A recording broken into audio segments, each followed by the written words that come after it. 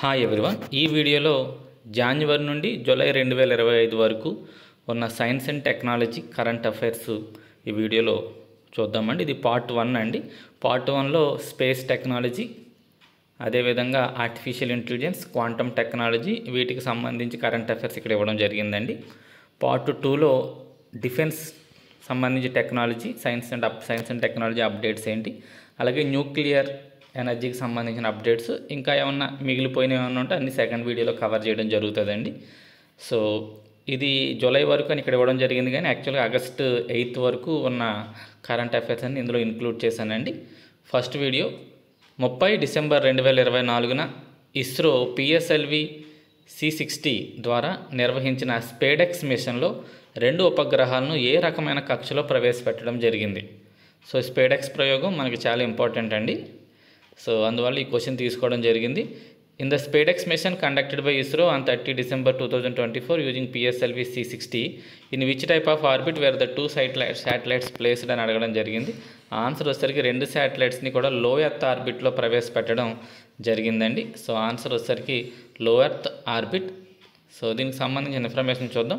అంతరిక్షంలో 2 చిన్న ఉపగ్రహాలు, ఒకటి చేజర్ మరియు టార్గెట్ కలిపి వీటిని విడదీయడం, కలపడం, డాకింగ్, అన్డాకింగ్ చేయడం కోసం చేసిన ఎక్స్పెరిమెంట్ ఈ స్పేస్ డాకింగ్ ఎక్స్పెరిమెంట్ అండి. స్పేడెక్స్ చాలా ఇంపార్టెంట్ ఎక్స్పెరిమెంట్ కాబట్టి ఫస్ట్ క్వశ్చన్ అది ఇవ్వడం జరిగింది మీకు.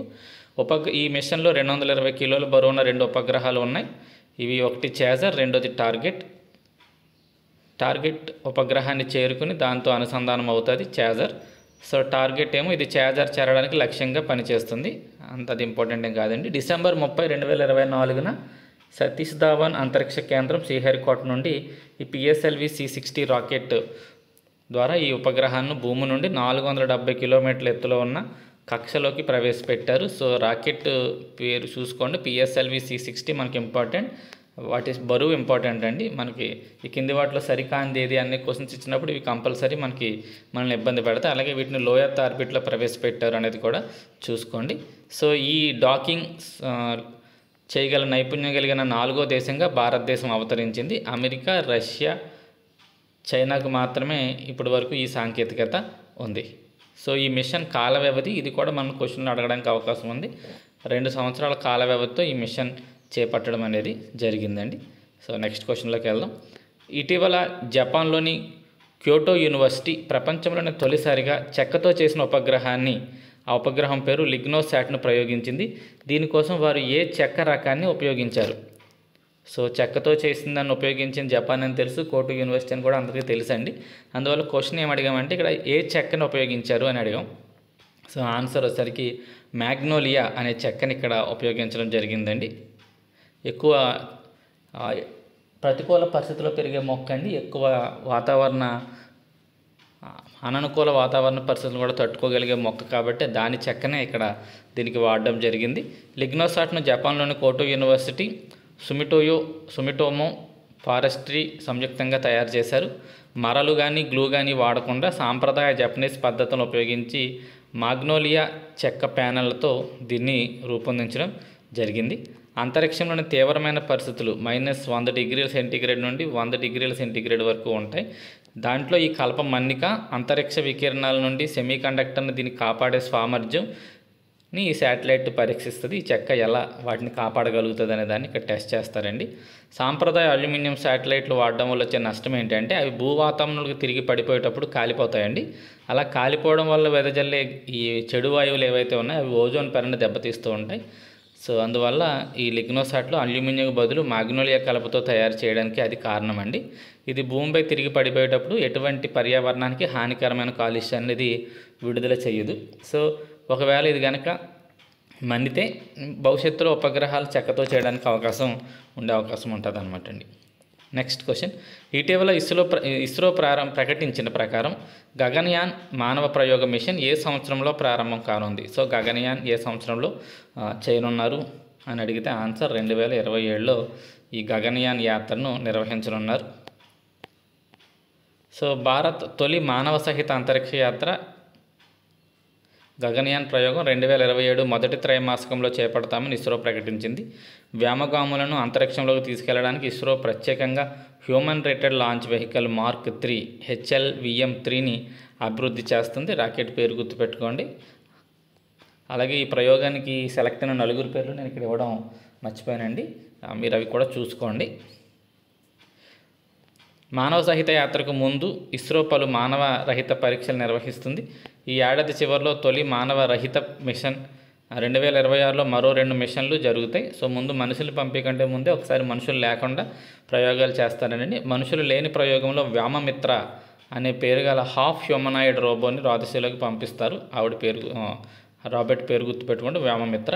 ఈ మిషన్లో భాగంగా భారత్ వ్యోమగామును దాదాపు 400 కిలోమీటర్ల ఎత్తులో లో ఎర్త్ ఆర్బిట్లో కొన్ని రోజుల పాటు ఉంచుతారు. సో అది గగనయానికి సంబంధించి. 2027 అక్టోబర్లో ప్రయోగించనున్న చంద్రయాన్ 4 మిషన్లో 2 రాకెట్లు వినియోగించడానికి కారణం ఏంటి? So what is the reason for using 2 launch vehicles in the Chandrayaan 4 mission scheduled for October 2027 అని అడగడం జరిగింది. సో ఎందుకు ఒక రాకెట్తో ప్రయోగం చేసేయచ్చు కదా, 2 రాకెట్లు ఎందుకు అంటే, రాకెట్ యొక్క లోడ్ సామర్థ్యం ఎక్కువగా,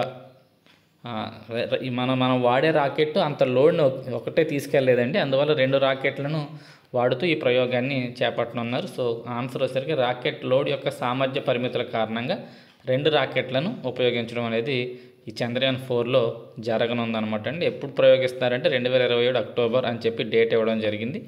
అక్టోబర్లో జరగవచ్చు లేదా పోస్ట్ పోన్ అవ్వచ్చు, కానీ ఈ 2 రాకెట్లను అయితే మాత్రం ఉపయోగిస్తారండి. సో చంద్రయాన్ 4 2 విభిన్న వ్యోమనౌకలతో కూడి ఉంటుంది. ఒక్కో వ్యోమనౌక బరువు సుమారు 4750 కిలోలు ఉంది. ఒకే భారీ రాకెట్ ఉపయోగించి బదులు ఇస్రో ఈ ప్రయోగం కోసం 2 LVM-3 రాకెట్లను ఉపయోగిస్తుంది. సో లోపల 2 వ్యోమనౌకలు ఉంటాయంటే ఒక్కో దాని బరువే 4750 ఉంటుందంట. సో దాని అంతటిని మోసుకెళ్లే సామర్థ్యం ఒక రాకెట్కి ఉండదు. కాబట్టి ఇప్పుడు ఇస్రో ఏం చేస్తుందంటే 2 LVM-3 రాకెట్లను ఉపయోగిస్తుంది.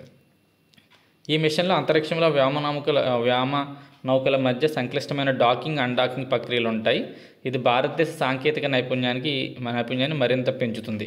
ఈ మిషన్ కోసం భారతదేశం 2104 కోట్లని కేటాయించడం జరిగింది.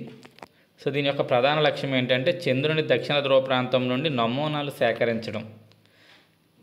ఈ ప్రాంతం శాస్త్రీయంగా ఎంతో ప్రాముఖ్యతను కలిగింది. చంద్రుని నుండి నమూనాను తిరిగి తీసుకొచ్చిన, సో ఈ ప్రాంతం కాదండి, ఇది ప్రయోగం. ఓకే, తప్పడింది. ఈ ప్రయోగం చాలా ప్రాముఖ్యతను కలిగి ఉంది. ఎందుకంటే అక్కడ దాకా వెళ్ళడం ఒక వంతు, అక్కడి నుంచి ఆ నమూనాలు తీసుకుని మళ్ళీ భూమి మీదకి రావడం అనేది మరో వంతు. కాబట్టి ఆ నైపుణ్యం కలిగిన అమెరికా, రష్యా, చైనా వంటి దేశాల సరసన భారతదేశాన్ని నిలబెట్టాలనే లక్ష్యంతో ఈ చంద్రయాన్ 4 ప్రయోగాన్ని అక్టోబర్ 2027లో చేయనున్నారనమాట అండి. 2 రాకెట్లు ఎందుకు ఉపయోగిస్తారంటే అది కారణం. 2026లో ప్రయోగించనున్న సముద్రయాన్ మిషన్లో ఉపయోగించనున్న జలాంతర్గామి పేరేమిటి? సో గగనయాన్ అయ్యింది, చంద్రయాన్ అయింది, అంటే ఇప్పుడు సముద్రయాన్. ఈ సముద్రయాన్లో ఉపయోగించే ఈ జలాంతర్గామి పేరు మత్స్య 6000 అండి. మత్స్య 6000 అనే దాన్ని వాడనున్నారు. సో భారత్ సముద్రయాన్ మిషన్ 2026 చివరి నాటికి ప్రారంభించనుంది. ఇది లోతైన సముద్రంలోకి వెళ్ళడానికి మత్స్య అనే ఒక జలాంతర్గామిని ఉపయోగించి సముద్రాన్ని 6000 మీటర్ల లోతు వరకు అన్వేషించడానికి ఇది ఉద్దేశించిన మిషన్ అండి. దీనిని national institute of ocean technology Chennai అభివృద్ధి చేస్తుంది. చాలా ఇంపార్టెంట్, ఆ పేరు గుర్తుపెట్టుకోండి. దీనికి సంబంధించిన నోడల్ మంత్రిత్వ శాఖ ఎవరు అది కూడా చూసుకోండి, భూ విజ్ఞాన మంత్రిత్వ శాఖ. సో మీ క్వశ్చన్ ఆ రేంజ్లో అడిగితే మాత్రం చాలా కష్టమైపోతుందండి. ఏ మంత్రిత్వ శాఖ దీన్ని నిర్వహిస్తుంది, లేకపోతే ఎవరు ఈ మత్స్య 6000ని రూపొందించారు, ఇటువంటి క్వశ్చన్స్ అడిగినప్పుడు తప్పు పెడతామండి. అందరూ ఇది 2026 చదివేస్తారండి, అది కాదు ముఖ్యం, ఇది చూసుకోవాల్సి ఉంటుందండి. ఈ మిషన్ ద్వారా భారతదేశం లోతైన సముద్రంలో మానవుల ప్రమేయంతో కూడిన ప్రయాణాలు విజయవంతం చేసిన దేశాల సరసన చేరుకుంటుంది. ప్రస్తుతం అమెరికా, రష్యా, చైనా, ఫ్రాన్స్ మరియు జపాన్కి మాత్రమే ఈ విషయంలో మనకంటే ముందంజలో ఉన్నాయి. భారత్ అంతరిక్ష పరిశోధన సంస్థ శ్రీహరికోట నుండి 100వ ప్రయోగం GSLV F-15 ద్వారా జియోసింక్రోనస్ బదిలీ కక్షలో ప్రవేశపెట్టిన ఉపగ్రహం ఏది? సో 100వ ప్రయోగం ఇస్రో చేపట్టిందండి, GSLV F-15. సో దీని ద్వారా ప్రయోగించబడ్డ ఈ ఉపగ్రహం ఏంటి, శాటిలైట్ ఏంటి అని అడుగుతున్నారు. ఆన్సర్ NVS-02 అండి. ఇది ఒక నావిగేషన్ శాటిలైట్. మనకు నావిక్లో భాగంగా ఇది 2వ శాటిలైట్ అండి. సో NVS-02 ఉపగ్రహం ఎన్విఎస్ శ్రేణిలో రెండవది. ఇది భారతదేశ నావిగేషన్ విత్ ఇండియన్ కాన్స్టలేషన్ నావిక్లో భాగంగా ఇది ప్రయోగించబడడం జరిగింది. నావిక్ నెట్వర్క్లో 7 ఉపగ్రహాలు ఉంటాయండి. వీటిలో 3 ఏమో భూస్థిర కక్షలో ప్రవేశపెడతారు, ఇంకొక 4 ఏమో జియోసింక్రోనస్ కక్షలో ప్రవేశపెడతారు. మొత్తం 7 ఉపగ్రహాన్ని ప్రవేశపెడతారు. సో ఈ నావిక్ ప్రస్తుతానికి మనం GPS ఎలా వాడుతున్నామో భవిష్యత్తులో GPS ప్లస్లో నావిక్ వాడతాం అనమాట అండి. ఇది భారతదేశంతో పాటు భారతదేశ సరిహద్దుకు 15,000 కిలోమీటర్ల వరకు ఉన్న ప్రాంతాన్ని ఇది కవర్ చేయగలుగుతుంది. సో 100వ ప్రయోగంలో ప్రయోగించబడ్డ ఉపగ్రహం NVS-02 అండి. నెక్స్ట్ క్వశ్చన్, ఇస్రో తన 101వ ప్రయోగం PSLV C61 విఫలమైంది. ఈ మిషన్కు ముందు PSLV మిషన్ చివరిసారిగా ఎప్పుడు విఫలమైంది? సో ఇది క్వశ్చన్ అండి. లాస్ట్ టైం ఎప్పుడు మనకి PSLV విఫలమైందంటే 2017లో PSLV ఒకసారి విఫలమైందండి. దాని తర్వాత మళ్ళీ ఇప్పుడు దాకా ఎటువంటి ఫెయిల్యూర్స్ లేవు, మళ్ళీ ఇప్పుడు ఫెయిల్ అవ్వడం జరిగింది. So answer B. 2017లో PSLV C39 ప్రయోగం విఫలమవడం జరిగిందండి. 2025 మే 18న ఇప్పుడు PSLV C61 ప్రయోగం విఫలమైంది. ఈ ప్రయోగంలో ప్రవేశపెట్టాలనుకున్న ఉపగ్రహం పేరు EOS-09 అనే ఉపగ్రహాన్ని సన్ సింక్రోనస్ ఆర్బిట్లో ప్రవేశపెట్టే ప్రయోగం విఫలమవడం జరిగింది. ఓకే, ఇస్రో యొక్క హెడ్ క్వార్టర్స్ బెంగళూరులో ఉంది. ప్రస్తుత చైర్మన్ వి నారాయణన్ గారు. మన ఇస్రో ఎప్పుడు ఏర్పాటైందంటే అక్టోబర్ 15, 1969లో ఏర్పాటు అవడం జరిగింది.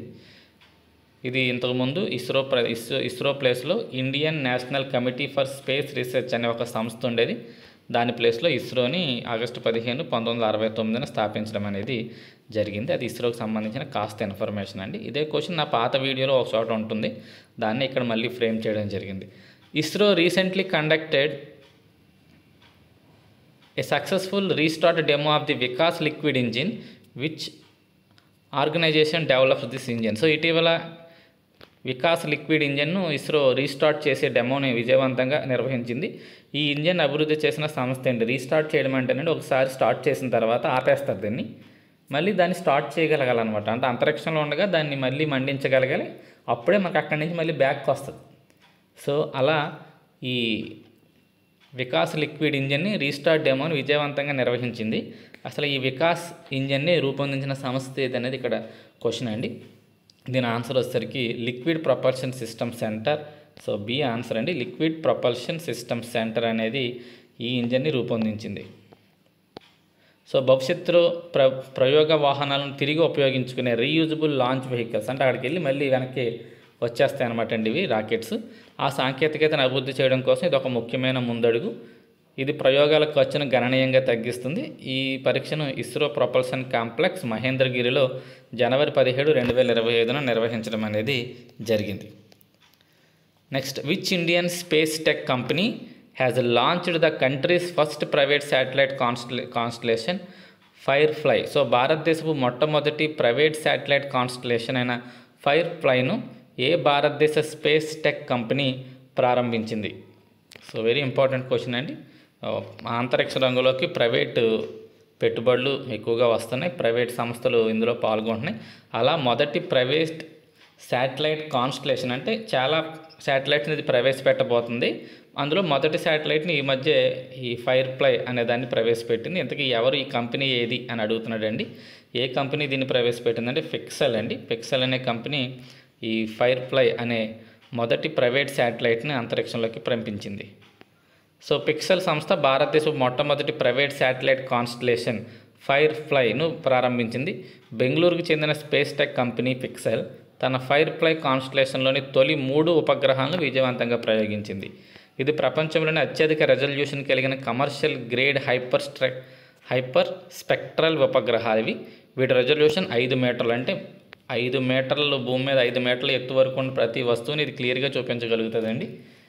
ఇప్పుడు పెద్ద పెద్ద కంపెనీలు ఇవి 20-30 రెజల్యూషన్లు అలా ఉంటే దానికంటే ఇది 6 రెట్లు ఎక్కువ మనకి జూమ్ చేసి భూమి మీద ఉన్న వస్తువుని చూపించగలుగుతుందండి. అంటే భూమి మీద ఉన్న చిన్న చిన్న మార్పులను కూడా ఇది స్పష్టంగా మనకి గుర్తించగలిగే టెక్నాలజీ ఈ పిక్సెల్ పంపిన శాటిలైట్స్కి ఉందండి. గుర్తుపెట్టుకోండి, ఆ శాటిలైట్ కాన్స్టలేషన్స్ పేరు ఫైర్ఫ్లై, పంపించిందేమో పిక్సెల్, భారతదేశపు మొట్టమొదటి ప్రైవేట్ శాటిలైట్. ఇటీవల సూర్యుని బాహ్య పొర అయిన కరోనాకు అతి చేరువలోకి వెళ్ళి రికార్డు సృష్టించిన నాసా ప్రయోగించిన ఉపగ్రహం ఏది? Which NASA launched satellite recently set a record by going closest to the Sons outer layer the corona అంటే ఆన్సర్ పార్కర్ సోలార్ ప్రోబ్ అండి. ఇది సూర్యుడి దగ్గర దాకా వెళ్ళింది. సో 2018లో నాసా దీన్ని ప్రయోగించింది. ఈ మిషన్ ప్రధాన లక్ష్యం సూర్యుని వాతావరణం, ముఖ్యంగా దాని బాహ్యపరమైన కరోనా గురించి అధ్యయనం చేయడం. పార్కర్ సోలార్ ప్రోబ్ సూర్యునికి చాలా దగ్గరగా వెళ్ళి చరిత్ర సృష్టించింది. ఇది సూర్యుడి కరోనాలోకి ప్రవేశించి అక్కడ ఉష్ణోగ్రతలను, అయస్కాంత క్షేత్రాల గురించి విలువైన సమాచారాన్ని సేకరించింది. ఈ వ్యోమనౌక అత్యంత వేగంగా ప్రయాణిస్తుంది మరియు సూర్యుని తీవ్రమైన వేడిని తట్టుకునేలాగా ప్రత్యేక కార్బన్ కాంపోజిట్ కవచంతో దీన్ని తయారు చేయడం జరిగింది. ఇటీవల ఇస్రో, నాసా సంయుక్తంగా ప్రయోగించిన నిసార్ ఉపగ్రహంలో ఉపయోగించిన ఎల్ బ్యాండ్ రాడార్ యొక్క ముఖ్య విధి కానిదేది? So which of the following is not a main function of the L band radar used in the recently launched ISRO NASA NISAR satellite? So answer ఏంటో చూద్దామండి దీనికి. So L band, S band అనే 2 radars మనకి మొన్న పంపిన ప్రయోగంలో ఉన్నాయి. వాటి ఉపయోగాలు ఏంటనే దాని మీద క్వశ్చన్ ఇక్కడ ఇవ్వడం జరిగింది. సో ఈ ఎల్ బ్యాండ్ యొక్క ఉపయోగం ఏంటంటే దట్టమైన అడవుల నుంచి కూడా కిందన్న భూభాగాన్ని గుర్తించగలుగుతుంది, అది రైట్ అండి. మంచుగడ్డల్లో వచ్చే కదలికలను పరిశీలిస్తుంది, రైట్. భూకంపాల యొక్క సూచనలు గుర్తిస్తుంది, రైట్ అండి. ఉపరితల పంట ఆరోగ్యాన్ని అంచనా వేయడం అనేది దీని యొక్క విధి కాదండి, అది ఎస్ బ్యాండ్ యొక్క పని. సో ఆన్సర్ వచ్చేసరికి సి అండి. So 11 answer C. సో ఇది ఒకసారి నిస్తార్ అనేది ఈ మధ్య జరిగిన ప్రయోగం కాబట్టి పూర్తి డీటెయిల్గా ఒకసారి చూద్దామండి. So NASA ISRO synthetic aperture radar NISAR యొక్క ఫుల్ ఫామ్ అండి. NASA ISRO synthetic aperture radar ఇది GSLV F-16 నుండి ప్రయోగించబడింది.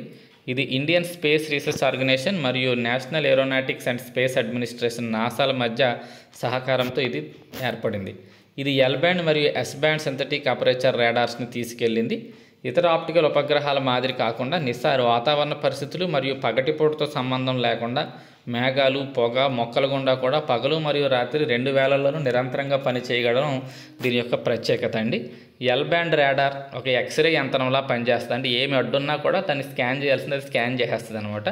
ఇది అడవుల పైకప్పుల గుండా కూడా వెళ్ళి నేలలోని మార్పులను గుర్తించగలదు. ఇది అడవులు పెరుగుతున్నాయా లేదా, అడవులు కుంచుకుపోతున్నాయా లేదా అనేది గుర్తుపట్టగలదు. మంచుగడ్డల్లో వచ్చే కదలికలు పరిశీలించడం మరియు భూకంపాలు రాబోయే సూచనలు నేలలోని మార్పుల ఆధారంగా గుర్తించడానికి ఇది అనుకూలంగా ఉంటుంది. అది ఎల్ బ్యాండ్ యొక్క విధి. ఇక ఎస్ బ్యాండ్ ఒక కెమెరా లాగా ఉపరితల వివరాలపై దృష్టి పెడుతుంది. ఇది పంట ఆరోగ్యాన్ని పర్యవేక్షించడం, మంచు కవర్లో అంటే మంచు పెరగడం, మంచు తగ్గడం అండి, మంచు కదలికలు కాదు, మంచు కవర్లో వచ్చే మార్పులు గుర్తించడం మరియు నేలలోని తేమ స్థాయిలను కొలవడానికి ఇది ఉపయోగపడుతుంది. సో అది ఎల్ బ్యాండ్ మరియు ఎస్ బ్యాండ్ యొక్క ఉపయోగాలండి. దీనిలో ఉన్న భారీ 12 మీటర్లు మోహరించదగిన ఒక ఎస్ యాంటినా భూ పరిశీలన కోసం ఇప్పటి వరకు ఉపయోగించిన వాటిలో అతి పెద్దది 12 మీటర్ల యాంటినా ఉందండి. ఇది అధిక రెజల్యూషన్ నిర్వహిస్తూ 240 కిలోమీటర్ల కంటే ఎక్కువ విస్తీర్ణంలో చిత్రాలు తీయడానికి వీలు కల్పిస్తుంది. నిసార్ ప్రతి 12 రోజులకోసారి భూమిలోని అన్ని భూమి మరియు మంచు ఉపరితలాలను స్కాన్ చేస్తుంది. ప్రతిరోజు ఇది సుమారు 80 TB డేటాను అందిస్తుంది, 80 టెరాబైట్ల డేటాను ఇది అందిస్తుందంటండి. ఇది మనకి నిసార్కి సంబంధించి పూర్తి సమాచారం, విలువైన సమాచారం మనకి ఎగ్జామ్స్కి సరిపోతుందండి. క్రింది వాటిలో ఏది యాక్సియం 4 మిషన్ గురించి సరైంది కాదు? సో యాక్సియం 4 మిషన్ ఇటీవల జరిగింది. మన భారతదేశానికి చెందిన వ్యక్తి అంతరిక్షంలోకి వెళ్ళి రావడం జరిగింది. ఇదన్నీ మనం న్యూస్లో వింటానే ఉన్నాం. సో దానికి సంబంధించి సరికానిది ఏంటి? 4గిట్లో ఒకటి తప్పు ఉందంటే ఒకసారి చూద్దాం. ఇటువంటిది ఉన్నప్పుడు 4 ఆప్షన్స్ చదువుకోవాలి.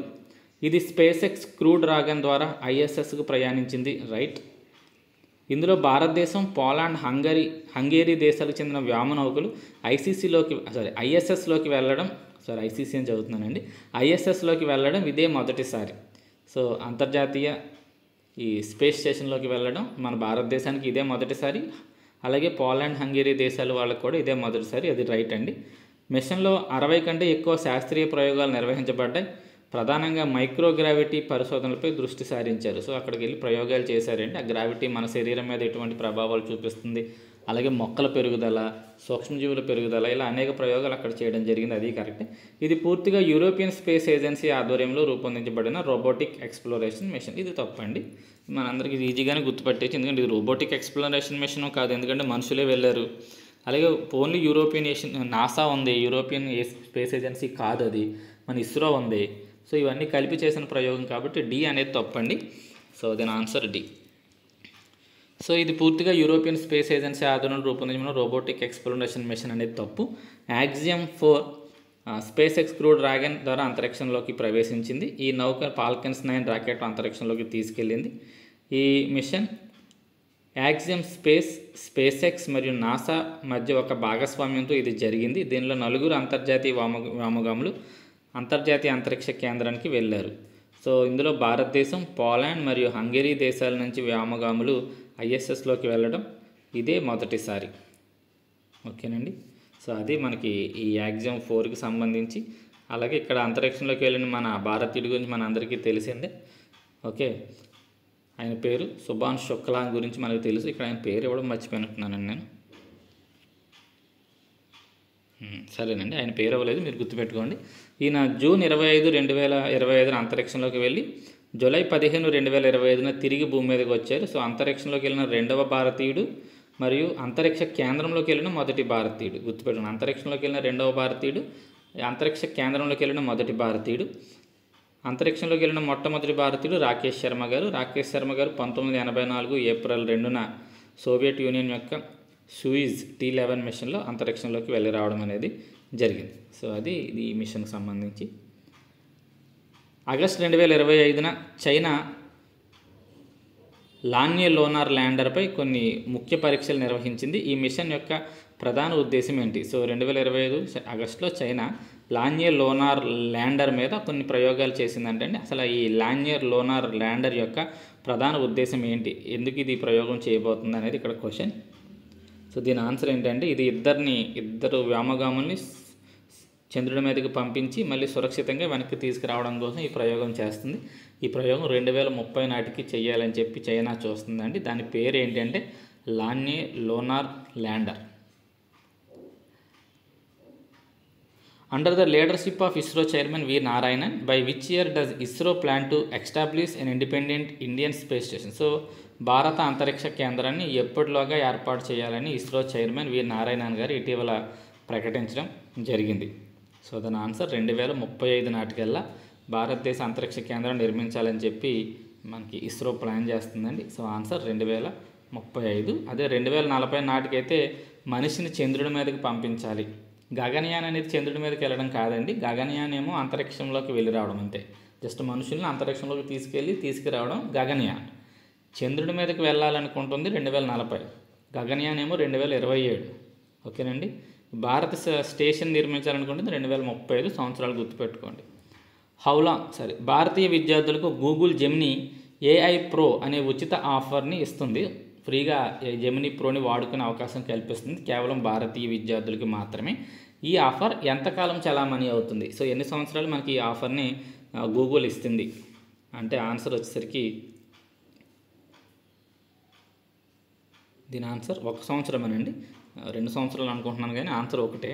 సో ఆన్సర్ 1 ఇయర్ అండి. నెక్స్ట్, డ్రూర్ 1 అనే అడ్వాన్స్డ్ కమ్యూనికేషన్ శాటిలైట్ను ప్రయోగించిన దేశం ఏది? సో ఆన్సర్ వచ్చేసరికి దీని ఆన్సర్ ఇజ్రాయిల్ అండి. ఇజ్రాయిల్ దేశం మనకి డ్రూర్ 1 అనే ఒక అడ్వాన్స్డ్ కమ్యూనికేషన్ శాటిలైట్ని ఇది ప్రయోగించింది.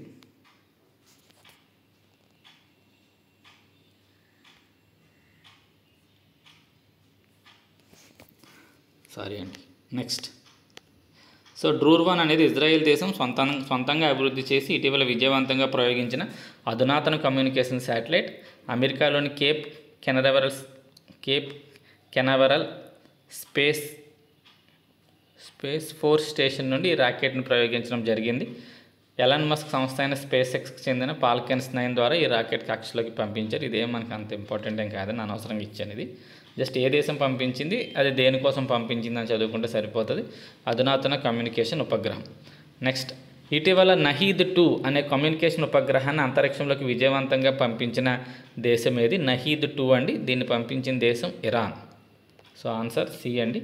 నహీద్ 2ను పంపించిన దేశం ఏది అని అడిగితే ఆన్సర్ ఇరాన్ అండి. నెక్స్ట్ క్వశ్చన్, ఆంధ్రప్రదేశ్ ప్రభుత్వం దోమల నివారణ కోసం AI ఆధారిత టెక్నాలజీ డ్రోన్లను ఉపయోగిస్తూ ఇటీవల ప్రారంభించిన ప్రాజెక్ట్ ఏది? సో ఇది ఆంధ్రప్రదేశ్ ప్రభుత్వం నిర్వహిస్తుందండి.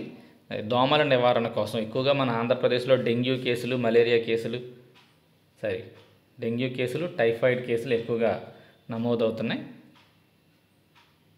దానికోసం ఈ ప్రాజెక్ట్ చేపడుతుందండి. ఏంటి ప్రాజెక్ట్ అంటే SMOSS అండి, స్మార్ట్ మస్కిటో సర్వైలెన్స్ సిస్టమ్ అనే దాన్ని మన ఆంధ్రప్రదేశ్ ప్రభుత్వం స్టార్ట్ చేసింది. సో వెరీ ఇంపార్టెంట్, ఎందుకంటే మన ఆంధ్రప్రదేశ్ కాబట్టి. సో ఆంధ్రప్రదేశ్ ప్రభుత్వం దోమల వల్ల సంభవించే వ్యాధులైన డెంగ్యూ, మలేరియా వ్యాప్తిని, అంటే టైఫాయిడ్ అన్నానండి, తప్పండి. టైఫాయిడ్ అనేది ఫుడ్ పాయిజన్ వల్ల వస్తుంది, లేదా వాటర్ పొల్యూషన్ వల్ల వస్తుంది. డెంగ్యూ, మలేరియా వ్యాప్తిని అరికట్టడానికి ఒక కొత్త ప్రాజెక్ట్ని ప్రారంభించింది, స్మార్ట్ మస్కిటో సర్వైలెన్స్ సిస్టమ్ అండి. ఈ ప్రాజెక్ట్ కృత్రిమ మేధస్సు మరియు అధునాతన సాంకేతికతను ఉపయోగిస్తుంది. ఈ ప్రాజెక్ట్ మొదటి దశలో 6 నగరాల్లో ప్రారంభం కానుంది. ఇది కూడా ఇంపార్టెంట్. ఆ 6 నగరాల్లో 66 ప్రాంతాల్లో దీన్ని ప్రారంభించనున్నారు. అవి ఏంటనేది ఇక్కడ ఇవ్వడం జరిగింది. ప్రాంతాలు ఎన్నెన్ని ఎక్కడెక్కడ అనేది ఇంపార్టెంట్ కాదు, కానీ 6 నగరాలు 66 ప్రాంతాల్లో దీన్ని అమలు చేయనున్నారు. సో ఈ నగరాల్లో డెంగ్యూ, మలేరియా కేసులు ఎక్కువగా నమోదయ్యాయి. అంటే 2024లో 5,500 మంది కంటే ఎక్కువ ఇక్కడ డెంగ్యూ కేసులు ఈ ప్రాంతాల్లో నమోదయ్యాయి. కాబట్టి అక్కడ ఈ ప్రాజెక్ట్ని చేపట్టనున్నారు. కేరళలోని పశ్చిమ కనుమల్లో కొత్తగా కనుగొనబడిన సీతాకోక చిలుక జాతి పేరేమిటి? ఇటీవల కనిపెట్టారండి కేరళ అడవుల్లో ఈ సీతాకోక చిలుక జాతి, కొత్త జాతి. దాని పేరేంటి, దాని సైంటిఫిక్ నేమ్ ఏంటి అని అడగడం జరిగింది. సో జోగ్రాఫెటస్ ఒగియా అనేది దీని యొక్క శాస్త్రీయ నామం, జోగ్రాఫెటస్ ఒగియా. నెక్స్ట్ క్వశ్చన్ అండి, భారతదేశపు మొట్టమొదటి జంతు మూల కణ బ్యాంక్ ఎక్కడ ప్రారంభించబడింది? Where was India's first animal stem cell bank established? అంటే ఆన్సర్ వచ్చేసరికి హైదరాబాద్లో ఏర్పాటు చేయడం జరిగిందండి. ఇది కూడా చాలా ఇంపార్టెంట్, ఎందుకంటే ఇది మనకి హైదరాబాద్లో ఏర్పాటు అయింది అనేది చాలా ఇంపార్టెంట్. సో ఆన్సర్ బి అండి. భారతదేశపు మొట్టమొదటి జంతు మూలకణ బ్యాంక్ హైదరాబాద్లోని national institute of animal biotechnology నందు ఏర్పాటు చేయబడింది. కేంద్ర మంత్రి డాక్టర్ జితేంద్ర సింగ్ చేత ఇది ప్రారంభించబడింది. అన్ని క్వశ్చన్కి ఎక్స్ప్లెనేషన్ ఇవ్వట్లేదండి, మనకు అవసరం అనుకున్న క్వశ్చన్స్కి మాత్రమే ఎక్స్ప్లెనేషన్ ఇస్తాను. కొన్నిటికి direct only question and answer టైప్లోనే ఎదరికి వెళ్ళిపోదాం. ఇటీవల న్యూ AI బయోమాలిక్యులర్ ఎలిమినేటర్ అనే అడ్వాన్స్డ్ బయోటెక్నాలజీ టూల్ని అభివృద్ధి చేసిన సంస్థ ఏది? సో చూసుకోండి, న్యూ AI బయోమాలిక్యులర్ ఎమ్యులేటర్ అనే ఒక అడ్వాన్స్డ్ బయోటెక్నాలజీ టూల్ అంటండి ఇది. దీన్ని అభివృద్ధి చేసిన సంస్థ ఏది అని అడిగాడు. ఆన్సర్ మైక్రోసాఫ్ట్ అండి. సో దాని answer Microsoft. Next question, ISRO లడఖ్లో ప్రారంభించిన హోప్ మిషన్ యొక్క ముఖ్య ఉద్దేశం ఏంటి? సో లడఖ్లో హోప్ మిషన్ అనే దాన్ని ఇటీవల స్టార్ట్ చేశారండి. సో ఈ హోప్ మిషన్ యొక్క ముఖ్య ఉద్దేశం ఏంటి అనేది క్వశ్చన్. సో దీని ఆన్సర్ వచ్చేసరికి ఇది భవిష్యత్తులో అంతరిక్ష మిషన్ల కోసం వ్యోమగాముల జీవితాన్ని అనుకరించడం, అంటే అంతరిక్షంలో వచ్చే కండిషన్స్ని ఇక్కడ కృత్రిమంగా సృష్టిస్తారండి. ఇక్కడ ఆ స్పేస్ స్టేషన్ అక్కడ హోప్ మిషన్లో అక్కడ వీళ్ళ మీద ప్రయోగాలు చేస్తారు, దాన్ని ఎలా తట్టుకుంటున్నారు ఏంటి అనేది. సో అది ఆన్సర్, దాని ఆన్సర్ బి అండి. గగనయాన్ కోసం వ్యోమగాముల జీవితాన్ని అనుకరించడానికి ఇస్రో లడఖ్లో హోప్ మిషన్ను ప్రారంభించింది. చంద్రుడు మరియు అంగారక గ్రహం వంటి పరిస్థితులను అనుకరించడానికి ఇస్రో లడఖ్లోని హోప్ సదుపాయంలో 10 రోజుల హై ఆల్టిట్యూడ్ ఐసోలేషన్ మిషన్ని ప్రారంభించింది. ఇది 14,000 అడుగులు ఎత్తులో నిర్వహించబడింది. ఈ మిషన్ చంద్రుడు లేదా అంగారక గ్రహంపై సుదీర్ఘ అంతరిక్ష మిషన్లో వ్యోమగాములు ఎదుర్కొనే తీవ్ర పరిస్థితులను అనుకరిస్తుంది. So hope Indian space analog research facility.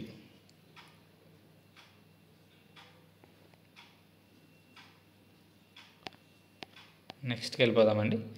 According to union minister, తెలుగులో చదువుతానండి ఏమనుకోవద్దు, టైం ఎక్కువ పడుతుంది. కేంద్ర మంత్రి డాక్టర్ జితేంద్ర సింగ్ పార్లమెంట్లో ప్రకటించిన ప్రకారం భారత్ AI అన్ని రాజ్యాంగ గుర్తించిన భాషలకి సేవలు ఏ సంవత్సరం నాటికి అందిస్తుంది? సో భారత్ AI అనేది మన భారతదేశం ఇండిజీనియస్గా స్వతంత్రంగా వేరే విదేశీ నైపుణ్యాలు ఏమీ అవసరం లేకుండా తయారు చేసిపడిన AI అండి. Language model, large language model ఇది. సో ఇది ఏ నాటికల్లా ఏ సంవత్సరం నాటికి 22 భాషల్ని, రాజ్యాంగం గుర్తించిన 22 భాషల్ని ఇది ఉపయోగించగలదు, సేవలు అందించగలదు ఆ భాషల్లో అనేది క్వశ్చన్ అండి. సో దీని ఆన్సర్ వచ్చేసరికి 2026 నాటికల్లా మన భారత్ AI అనేది 22 భాషల్లోనూ సేవలు అందించగలదని చెప్పి ఇక్కడ చెప్పడం జరిగింది. భారత్ AI అనేది భారత ప్రభుత్వం తీసుకొచ్చిన ఒక ప్రతిష్టాత్మకమైన AI ప్లాట్ఫామ్. ఇది 2026 నాటికి రాజ్యాంగంలోని 8వ షెడ్యూల్లో పేర్కొన్న 22 భాషలను సపోర్ట్ చేస్తుంది. సో దీన్ని ఎవరు రూపొందించారనేది మనకి ఇంపార్టెంట్ అండి. ఈ ప్లాట్ఫామ్ను Department of Science and Technology నిర్వహిస్తుంది. ఇది National Mission on Interdisciplinary Cyber Physical సిస్టమ్స్లో భాగంగా దీన్ని ఏర్పాటు చేసింది. సో ఈ రెండు కూడా మనకి ఎగ్జామ్ పాయింట్ ఆఫ్ వ్యూలో ఇంపార్టెంట్ అండి. ఆ రెండు పేర్లు గుర్తుపెట్టుకోండి. ఎవరు ఏర్పాటు చేశారు, ఎందులో భాగంగా దీన్ని ఏర్పాటు చేశారు అనేది చూసుకోండి. ఇది National Mission on inter disciplinary cyber Physical సిస్టమ్స్లో భాగంగా దీన్ని ఏర్పాటు చేశారు.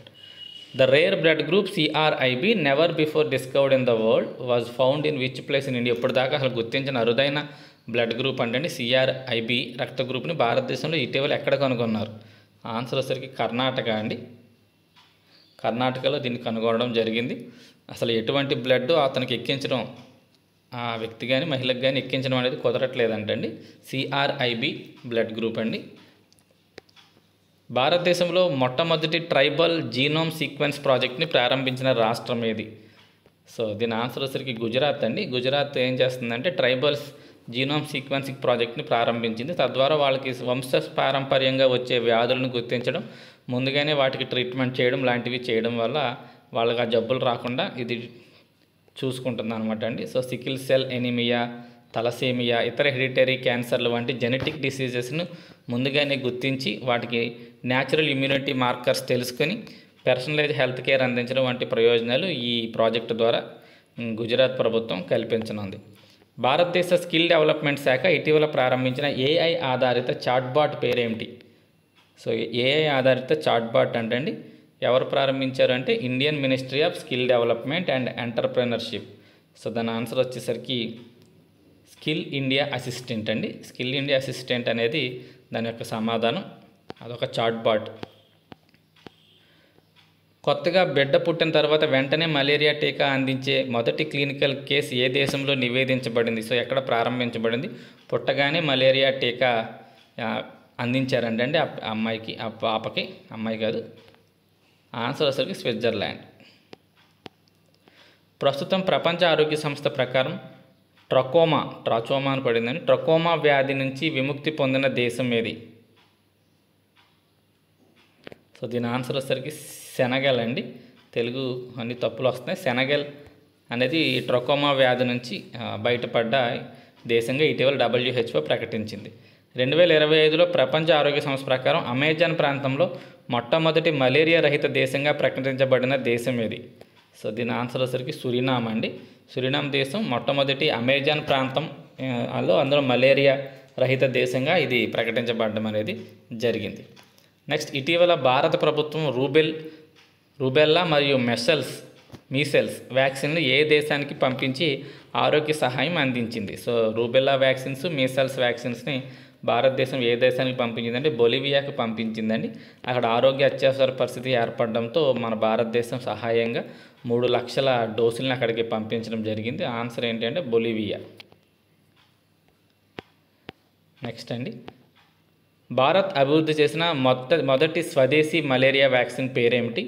ఇది ప్లాస్మోడియం ఫాల్సిపారం లక్ష్యంగా 2 దశల్లోనూ టార్గెట్ చేస్తుంది. సో 2 దశల్లో ఇది ఈ ప్లాస్మోడియం ఫాల్సిపారం అనే దాన్ని టార్గెట్ చేసి దాన్ని నిర్వీర్యం చేస్తుందండి. అది అలా మలేరియా వ్యాధి రాకుండా మనల్ని రక్షించే ఈ వ్యాక్సిన్ పేరేంటి అని అడగడం. సో ఆన్సర్ వచ్చేసరికి యాడ్ఫాల్సివాక్స్ అండి.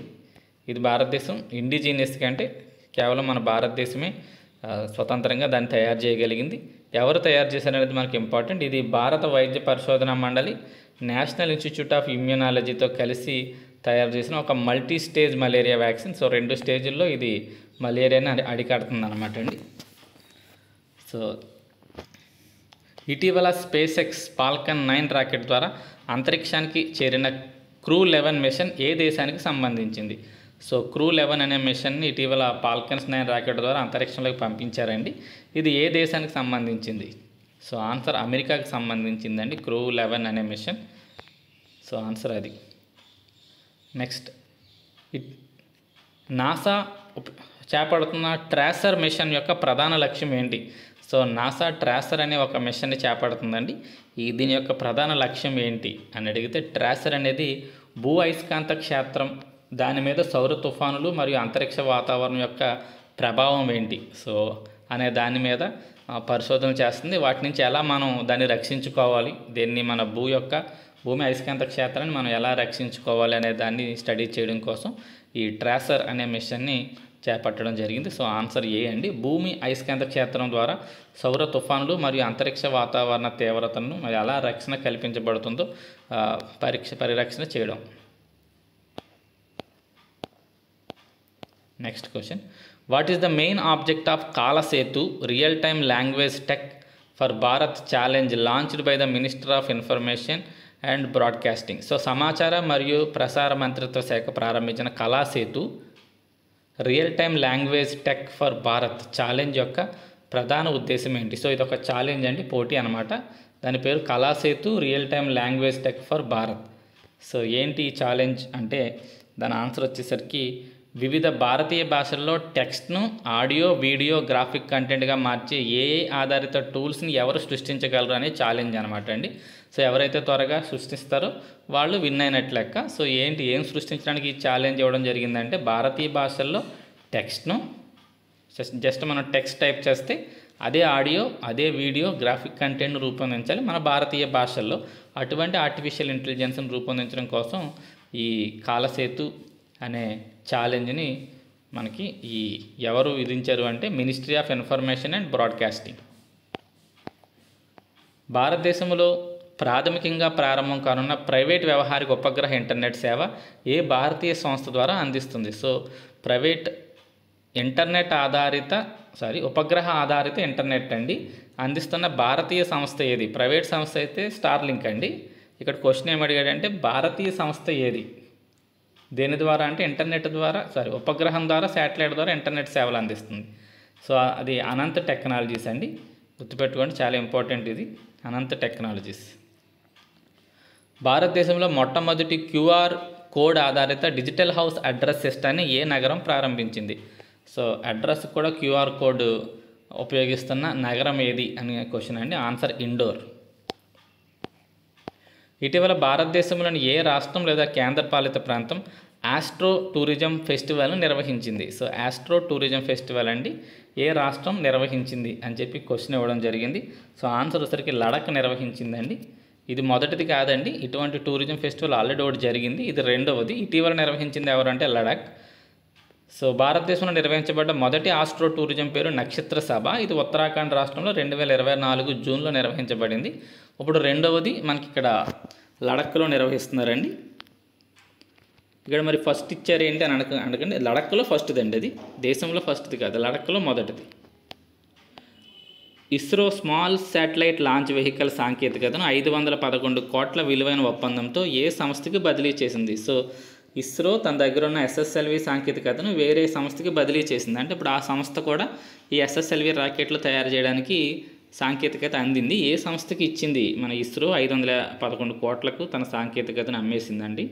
ఎవరికి అమ్మింది అంటే హిందుస్థాన్ ఏరోనాటిక్ లిమిటెడ్కి అమ్మడం జరిగింది. సో ఇప్పుడు హెచ్ఏఎల్ కూడా మనకి ఈ రాకెట్లను తయారు చేస్తుంది. ఇది ప్రైవేట్ కంపెనీ కాబట్టి ఇప్పుడు రాకెట్స్ని ప్రైవేట్గా కూడా వీళ్ళు ఉత్పత్తి చేయడం అనేది జరుగుతుందన్నమాట. సో హెచ్సిఎల్కు 511 కోట్లకు ఇవ్వడం జరిగింది. ఈ ఒప్పందం ప్రకారం హెచ్సిఎల్ పూర్తి సాంకేతికత బదిలీ చేయబడుతుంది. దీనివల్ల హెచ్సిఎల్ స్వతంత్రంగా ఎస్ఎస్ఎల్వి రాకెట్లను తయారు చేయగలదు, వాణిజ్య కార్యకలాపాలను కూడా నిర్వహించగలదు మరియు వాటిని ప్రయోగించగలదు. భారతదేశంలో ఒక ప్రైవేట్ సంస్థకు ఒక పూర్తి లాంచ్ వెహికల్ సాంకేతికతను బదిలీ చేయడం ఇదే మొదటిసారి. ఏ సంస్థకు అంటే HAL, Hindustan aeronautic limited. Next, America యొక్క ఎఫ్డిఏ హెచ్ఐవి నివారణ కోసం గిలియడ్ సైన్సెస్ తయారు చేసిన ఏ ఇంజెక్టబుల్ డ్రగ్ను ఎజుటూగో అనే బ్రాండ్ పేరుతో ఆమోదించింది? సో హెచ్ఐవికి మందు కనిపెట్టడం జరిగిందండి, దానికి అమెరికా యొక్క ఎఫ్డిఏ ఆమోదం కూడా లభించింది. సంస్థ పేరు, ఆ మందు తయారు చేసిన సంస్థ పేరేమో గిలియడ్ సైన్సెస్, ఆ మందు పెట్టిన బ్రాండ్ పేరేమో ఎజుటూగో. ఓకే, ఇంతకీ ఆ మందు పేరేంటి అని అడుగుతున్నాడండి. సో ఆ ఇంజెక్టబుల్ డ్రగ్ పేరేంటంటే ఇక్కడ మీకు కనపడుతుంది ఆల్రెడీ ఫోటోలో, లెనకాపావిర్ అనేది హెచ్ఐవికి సంబంధించిన డ్రగ్ అండి. సో ఎయిడ్స్ వ్యాధిగ్రస్తులకి ఇది ఒక వరం. So lenacapavir November 28, 2024. సో కొంచెం ఓల్డ్ కరెంట్ అఫైర్ అయినప్పటికీ ఇంపార్టెంట్ కాబట్టి మీకు ఇవ్వడం జరిగిందండి ఇది. So November 28, 2024 WHO UN AIDS సంయుక్తంగా విడుదల చేసిన నివేదిక ప్రకారం, సారీ అండి, ఈ డేటా అప్పుడు రిలీజ్ అయింది, ఈ డ్రగ్ అప్పుడు కాదు రిలీజ్ అవ్వడం, సారీ అండి. సో నవంబర్ 28, 2024 WHO అలాగే UNAIDS సంయుక్తంగా విడుదల చేసిన నివేదిక ప్రకారం ఆంధ్రప్రదేశ్లో ఎయిడ్స్ కేసుల సంఖ్యలో గణనీయమైన పెరుగుదల నమోదైంది. 2024లో ఆంధ్రప్రదేశ్లో కొత్తగా HIV సోకిన వారి సంఖ్య గతంతో పోలిస్తే 15% పెరిగిందని, దీంతో రాష్ట్రంలో మొత్తం HIV పాజిటివ్ కేసుల సంఖ్య 2.5 లక్షలకి చేరిందని అధికారిక నివేదికలు తెలియజేస్తున్నాయి. HIV కేసుల సంఖ్యలో భారతదేశంలోనే ఆంధ్రప్రదేశ్ 2వ స్థానంలో ఉంది. మొదటి స్థానంలో మహారాష్ట్ర ఉంది. గతంలో 3వ స్థానంలో ఉండే ఆంధ్రప్రదేశ్ ఇటీవల ఇంప్రూవ్ అయిందండి HIV కేసుల్లో, 2వ స్థానానికి వచ్చింది. కాబట్టి మన ఆంధ్రప్రదేశ్కి ముఖ్యంగా ఇది వరం అని చెప్పుకోవాలి. కాబట్టి ఈ లినకా పావిర్ అనే దాని పేరు గుర్తుపెట్టుకోండి. ఇది HIVకి ఉద్దేశించిన మందు అనమాట.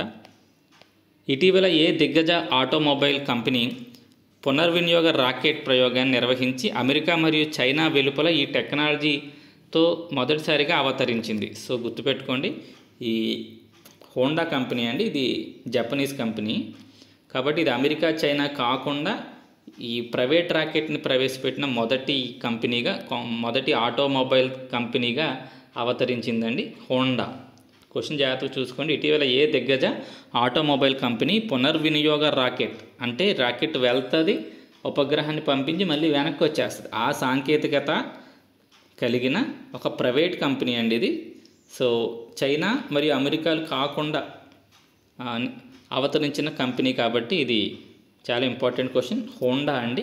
ఎవరు ప్రయోగించారు ఈ పునర్వినియోగ రాకెట్ అంటే హోండా. సో జూన్ 2025లో హోండా తన పునర్వినియోగ రాకెట్ విజయవంతంగా ప్రయోగించింది, ల్యాండ్ చేసింది. ఇది అంతరిక్ష సాంకేతికతలో ఒక ముఖ్యమైన ముందడుగు. హోండా ఈ ప్రయోగంతో అమెరికా చైనా వెలుపల పునర్వినియోగ రాకెట్ టెక్నాలజీ ప్రదర్శించిన మొదటి కంపెనీగా నిలిచింది. సో ఆన్సర్ వచ్చేసరికి హోండా అండి. హోండా అనేది నేను జపాన్ అని చెప్పాను, ఒకసారి చెక్ చేయండి. జపాన్ కానీ కొరియా కానీ అయ్యి ఉండాలి, నేను దాని తర్వాత కామెంట్ చేస్తాను.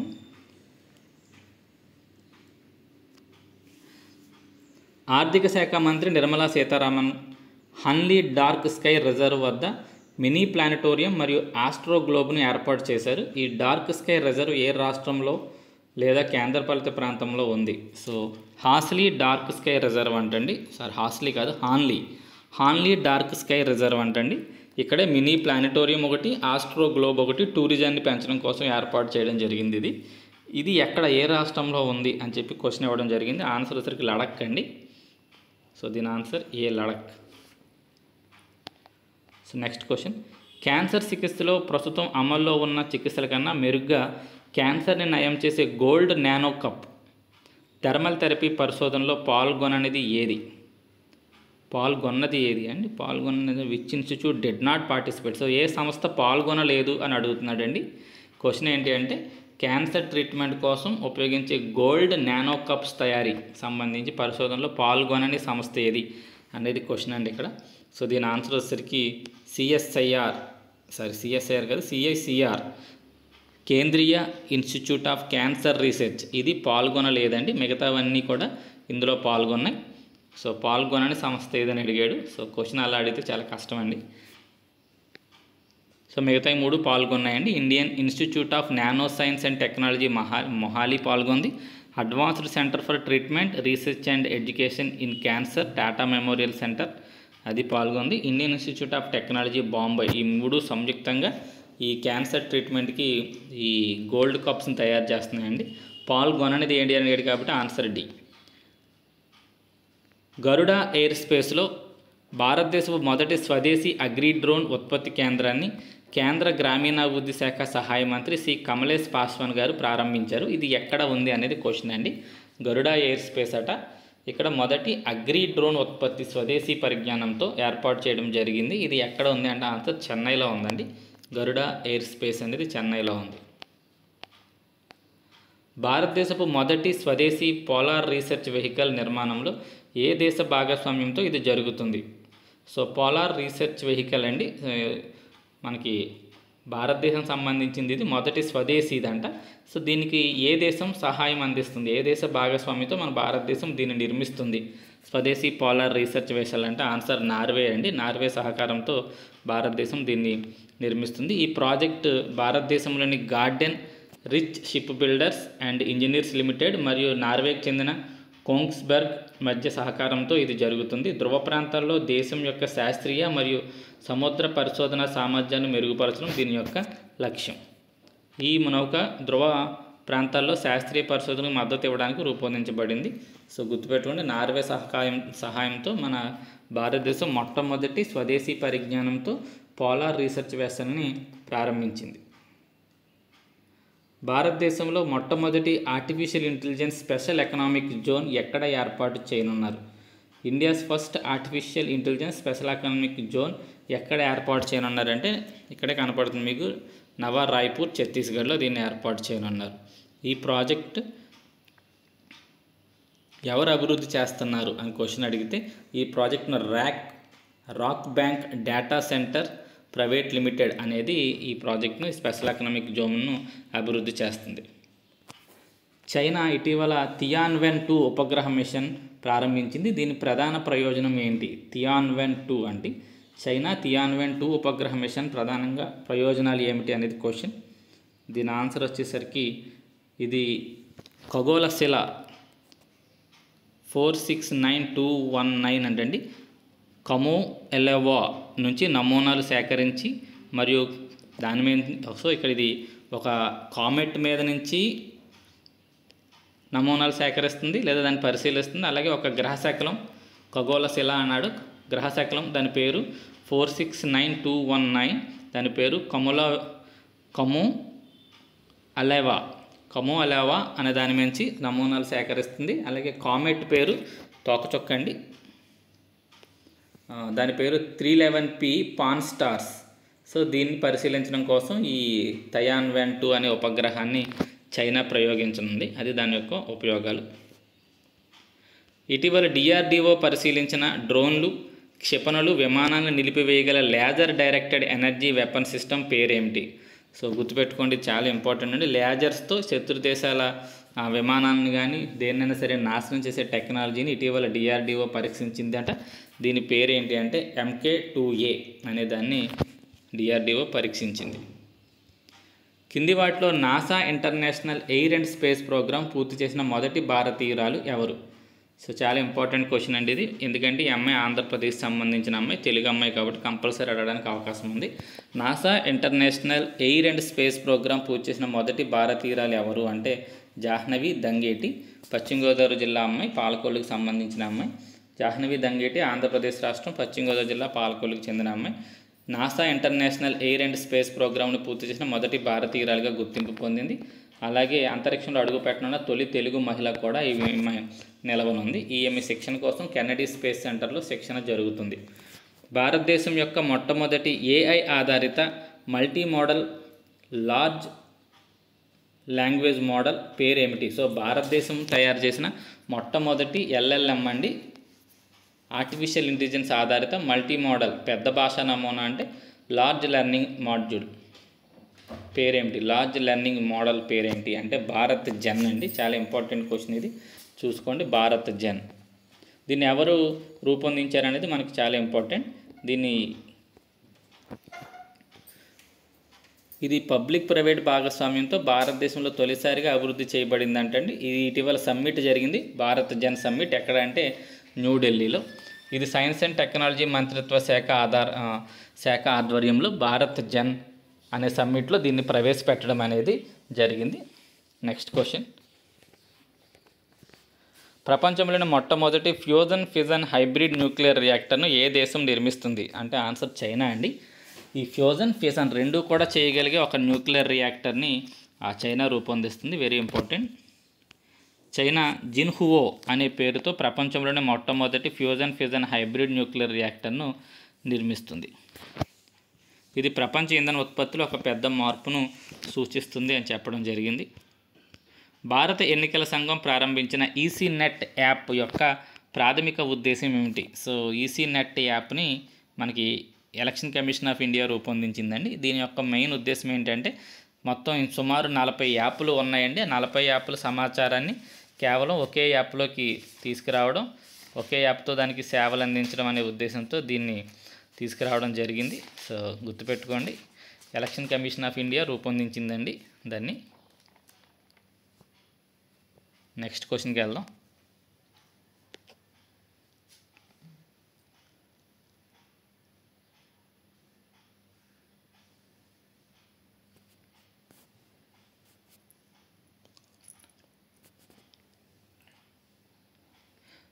జనవరి 2026 నాటికి క్వాంటమ్ కంప్యూటింగ్ వ్యాలీని నిర్వహించనున్న భారతీయ నగరం ఏది? Which Indian city is projected to host quantum computing valley by January 2026 అంటే అందరికీ తెలిసిందేనండి, అమరావతి జనవరి 2026 నాటికి క్వాంటమ్ కంప్యూటింగ్ వ్యాలీని ప్రారంభించనుంది. భారతదేశంలో మొదటిగా అర్బన్ లోకల్ బాడీ ఎన్నికల్లో మొబైల్స్ ద్వారా ఓటింగ్ పద్ధతిని ప్రవేశపెట్టిన రాష్ట్రం ఏది అంటే ఆన్సర్ బీహార్ అండి. బీహార్ మొట్టమొదటిసారి మొబైల్ ఓటింగ్ సిస్టాన్ని అర్బన్ లోకల్ బాడీ ఎలక్షన్స్లో ప్రారంభించనుంది. భారతదేశపు మొదటి గ్రీన్ డేటా సెంటర్ శంకుస్థాపన ఇటీవల క్రింది ఏ నగరంలో దీన్ని జరిగిందండి? గ్రీన్ డేటా సెంటర్ శంకుస్థాపన గజియాబాద్ అండి.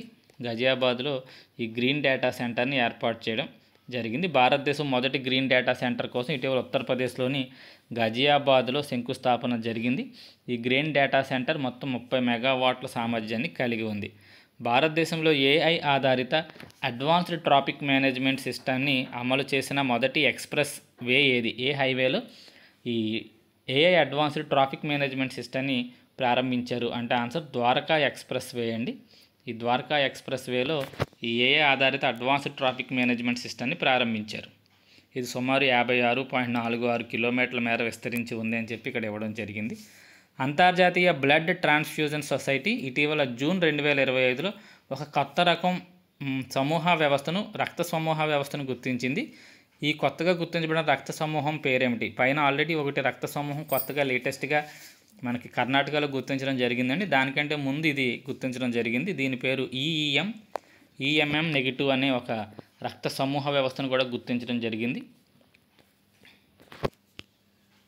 సో ఆన్సర్ వచ్చేసరికి సి అండి. నెక్స్ట్ క్వశ్చన్, సౌరశక్తిని మాత్రమే ఉపయోగించి నీటి అణువులను విడదీయడం ద్వారా గ్రీన్ హైడ్రోజన్ ఉత్పత్తి చేయడంలో ఇటీవల ఏ దేశం గణనీయమైన పురోగతిని సాధించింది?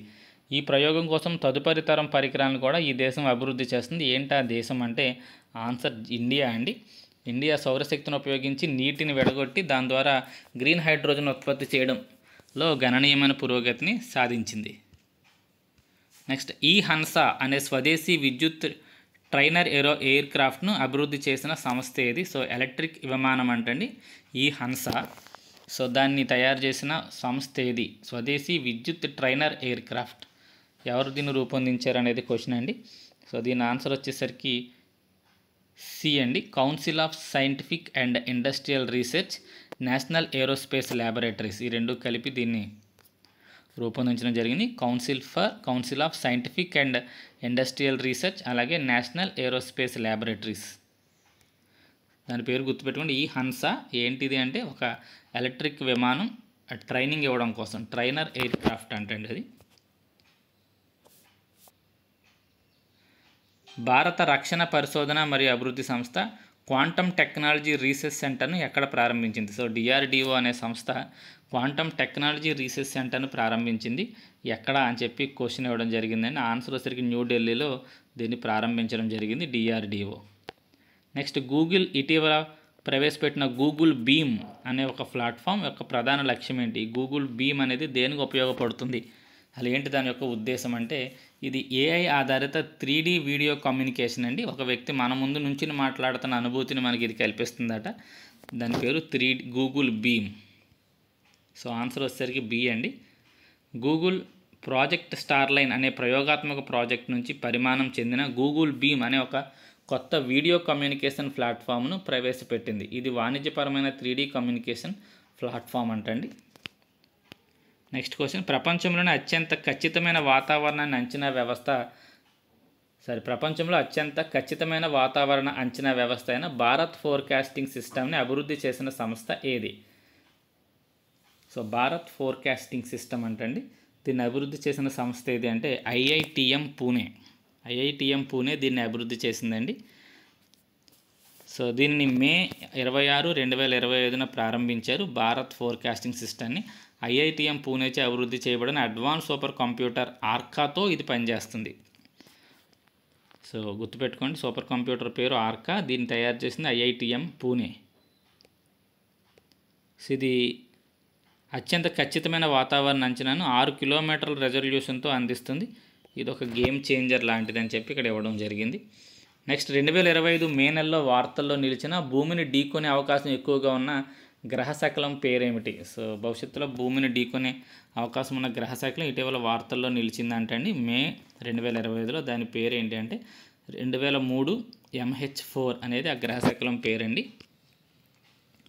స్థానిక భాషలో వార్తలు చదివే మొట్టమొదటి ఏఐ యాంకర్ను అస్సాం ప్రభుత్వం ప్రవేశపెట్టింది.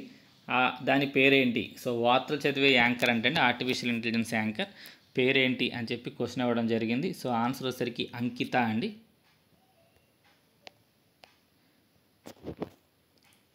యుతాలియా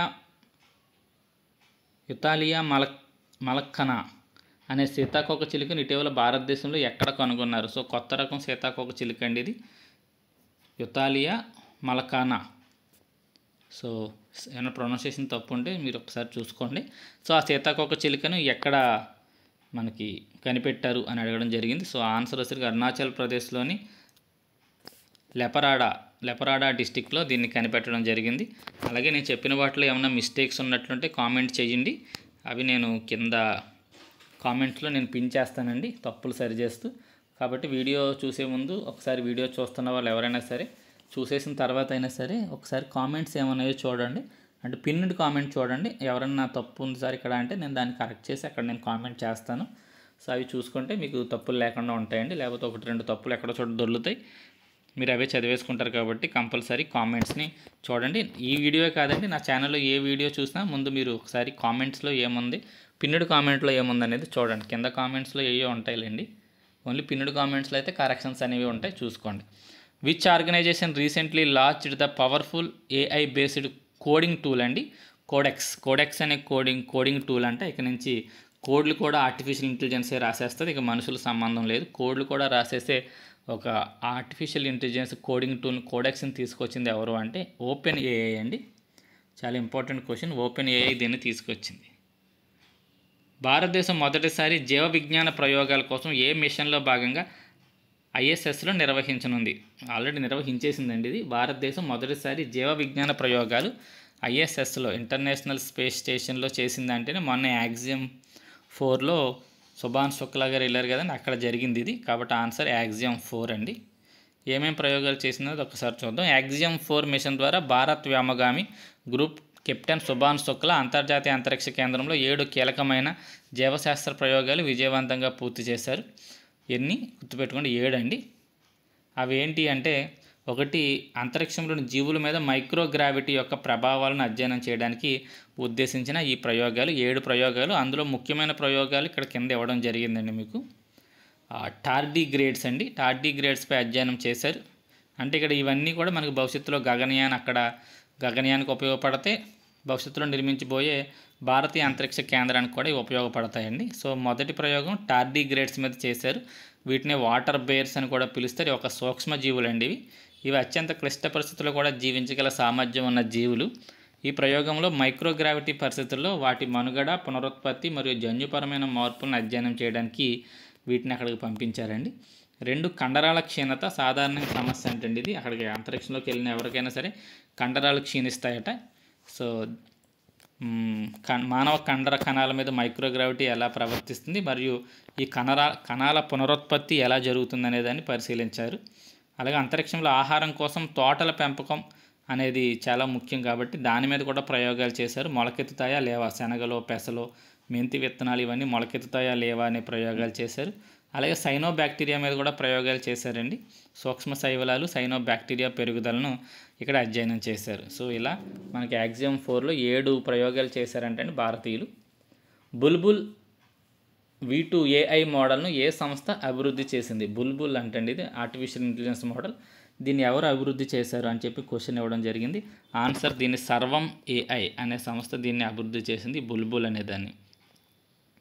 ఇది టెస్ట్ టు స్పీచ్ మోడల్ అండి. 11 భాషల్లో సేవలు అందిస్తుంది. మనం ఏదైనా టైప్ చేస్తే అది మాట్లాడుతుంది అనమాట అండి. ఇటీవల ఏ రాష్ట్రం 10వ తరగతి విద్యార్థులకు రోబోటిక్ ఎడ్యుకేషన్ తప్పనిసరి చేసింది? ఆన్సర్ కేరళ అండి. ఇటీవల తరచుగా వార్తల్లో నిలుస్తున్న CAR-T థెరపీ ఏ వ్యాధి చికిత్సలో వాడతారు? సో CAR-T థెరపీ అనేది క్యాన్సర్ చికిత్సలో వాడతారండి. ముందుగా రోగి రక్తం నుంచి T కణాలు, ఒక రకమైన తెల్ల రక్త కణాలు సేకరిస్తారు.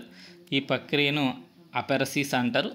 ఆ టీ కణాలను ప్రయోగశాలలో జన్యుపరంగా మార్పు చేస్తారు. ఈ మార్పు ద్వారా వాటి ఉపరితలంపై చెమరిక్ యాంటిజెన్ రిసెప్టర్లు ఏర్పడతాయి. ఇవి ప్రత్యేక ప్రోటీన్లకు సృష్టిస్తాయంటండి. ఈ సిఏఆర్లు, ఈ కెమరిక్ యాంటిజెన్ రిసెప్టర్స్ క్యాన్సర్ కణాలపై ఉండే నిర్దిష్ట ప్రోటీన్లు గుర్తించి వాటిని నాశనం చేయడం ద్వారా క్యాన్సర్ కణాలను చంపేస్తాయి అన్నమాట అండి. దీన్నే CAR-T థెరపీ అంటారు. సో క్యాన్సర్ చికిత్సలో దీన్ని వాడతారు. ఇండియన్ ఇన్స్టిట్యూట్ ఆఫ్ క్రియేటివ్ టెక్నాలజీని ఎక్కడ ఏర్పాటు చేస్తున్నారు? ఇండియన్ ఇన్స్టిట్యూట్ ఆఫ్ క్రియేటివ్ టెక్నాలజీని బొంబాయిలో ఏర్పాటు చేస్తున్నారండి. సో 71కి answer C, Bombay. Next question. So కేంద్ర ప్రభుత్వం ఇటీవల Indian institute of creative technology స్థాపిస్తానని ప్రకటించింది. ఇది animation, visual effects, gaming, comics మరియు ఎక్స్టెండెడ్ రియాలిటీ రంగాన్ని అన్ని తప్పులు చదువుతుంటే కంగారుగా చదువుతున్నప్పుడు తప్పులు వస్తాయండి, ఏమనుకోవద్దు. ఎక్స్టెండెడ్ రియాలిటీ రంగాన్ని ప్రోత్సహించడానికి ఏర్పాటు చేయబడుతుంది. బొంబాయిలోని బాంద్రా కుర్లా కాంప్లెక్స్లో తాత్కాలిక సదుపాయంలో దీన్ని ప్రారంభిస్తున్నారు. కేంద్ర సమాచారం మరియు ప్రసార మంత్రిత్వ శాఖ ఆధ్వర్యంలో దీని ఏర్పాట్లు చేస్తున్నారు. So next question. ఇటీవల భారతదేశంలో విడుదల చేయబడ్డ మొట్టమొదటి జన్యు సవరణ వరి వంగడమైన DRR దాన్ 100కు పెట్టిన పేరేంటి? సో ఇదొక జన్యు సవరణ జరిగిన వరి వంగడం అంటే DRR దాన్ 100. దానికి ఒక పేరు పెట్టారు. దాని పేరు ఏంటి అని అడగడం జరిగింది. సో దీని పేరు వచ్చేసరికి కమలా అండి, ఆన్సర్ సి. DRR దాన్కి కమలా అని పేరు పెట్టారు. దీన్ని హైదరాబాద్లోని Indian institute of rice research IIRR అభివృద్ధి చేసింది. అలాగే ఇంకొకటి కూడా ఉందండి, పోసా DST రైస్ 1 అంట. దీన్నేమో న్యూఢిల్లీలోని ఇండియన్ అగ్రికల్చరల్ రీసెర్చ్ ఇన్స్టిట్యూట్ దీన్ని అభివృద్ధి చేయడం జరిగింది. సో అవి ఆ క్వశ్చన్ అండి. నెక్స్ట్. ఢిల్లీ ప్రభుత్వం ఇటీవల వాయు కాలుష్యాన్ని ఎదుర్కోవడానికి క్లౌడ్ సీడింగ్ కృత్రిమ వర్షం ట్రయల్స్కు ఆమోదం తెలిపింది. ఈ ట్రయల్స్ నిర్వహించడానికి ఏ సంస్థతో కలిసి పనిచేస్తుంది? సో కాలుష్యాన్ని నివారించడానికి కృత్రిమ వర్షాలు కురిపించాలని చెప్పి ఢిల్లీ అనుకుంటుంది. దీనికి సహాయం చేస్తున్న సంస్థ ఏది అని క్వశ్చన్ అండి. ఆన్సర్ IIT కాన్పూర్ అండి. IIT కాన్పూర్ దీనికి సహాయం చేస్తుంది. కృత్రిమ వర్షాలు కురిపించడానికి సిల్వర్ అయోడైడ్ అనే రసాయనాన్ని వాడతారు, అది కూడా గుర్తుపెట్టుకోండి. ఇటీవల తరచుగా బాట్నెట్ అనే పదం వార్తల్లో నిలుస్తుంది. బాట్నెట్ అంటే ఏంటి? బాట్నెట్ అంటేనండి ఇది హ్యాకర్లతో కూడిన ఒక సిస్టమ్ అండి. హ్యాకర్ల ద్వారా నియంత్రించబడే మాల్వేర్ సోకిన కంప్యూటర్ల నెట్వర్క్ను బాట్నెట్ అంటారు. సో అది బాట్నెట్ అంటే హ్యాకింగ్ గురైన కంప్యూటర్ నెట్వర్క్లు అనమాట అండి. దేశంలో మొదటిగా ఏ రాష్ట్రం కృత్రిమ మేధస్సు ఆధారంగా అడవుల్లో రియల్ టైం ఫారెస్ట్ అలర్ట్ సిస్టాన్ని ఏర్పాటు చేసింది? సో అడవుల్లో వచ్చే మార్పులు, అడవుల నరికివేత ఎప్పటికప్పుడు గుర్తుపట్టడం కోసం ఈ రియల్ టైం ఫారెస్ట్ అలర్ట్ సిస్టాన్ని ఏర్పాటు చేసింది మధ్యప్రదేశ్ అండి. అడవులు ఎక్కువగా గల రాష్ట్రం మధ్యప్రదేశ్, కాబట్టి ఆన్సర్ 75C అండి. Next. లూపెక్స్ lunar polar exploration machine ఈ కింది ఏ 2 దేశాల అంతరిక్ష సంస్థల మధ్య ఇదొక సంయుక్త మిషన్? లూపెక్స్ అండి. సో ఇది మనకి భారత్ మరియు జపాన్ మధ్య దీన్ని చంద్రయాన్ 5 అని పిలుస్తున్నామండి. LUPEX mission, lunar polar exploration mission. So LUPEX mission, దీని మిషన్ పేరు Chandrayaan 5. LUPEX lunar polar exploration mission ISRO మరియు జాక్సా జపాన్ యొక్క అంతరిక్ష సంస్థ రెండింటి మధ్య లక్ష్యం చంద్రుడు దక్షిణ ధ్రువంపై ఉన్న ఉపరితలం లోపల భాగంలో నీరు కానీ ఐస్ కానీ ఉన్నాయో లేదో తెలుసుకోవడానికి ఈ ప్రయోగం చేస్తున్నారు. ప్రయోగం 2027-28లో జపాన్లోని H3 రాకెట్ ద్వారా ఈ ప్రయోగం జరుగుతుంది. సో గుర్తుపెట్టుకోండి, లూపెక్స్ మిషన్. శాటిలైట్ ద్వారా ఇంటర్నెట్ సౌకర్యం అందించే ప్రాజెక్ట్ కూపర్ ఏ సంస్థకు సంబంధించింది? సో ఈ కూపర్ అనే సంస్థ ఇది అమెజాన్కి సంబంధించిందండి. ఇక్కడ ఆల్రెడీ మీకు ఫోటోలోనే అమెజాన్ కూపర్ 1 అనేది కనపడుతుంది.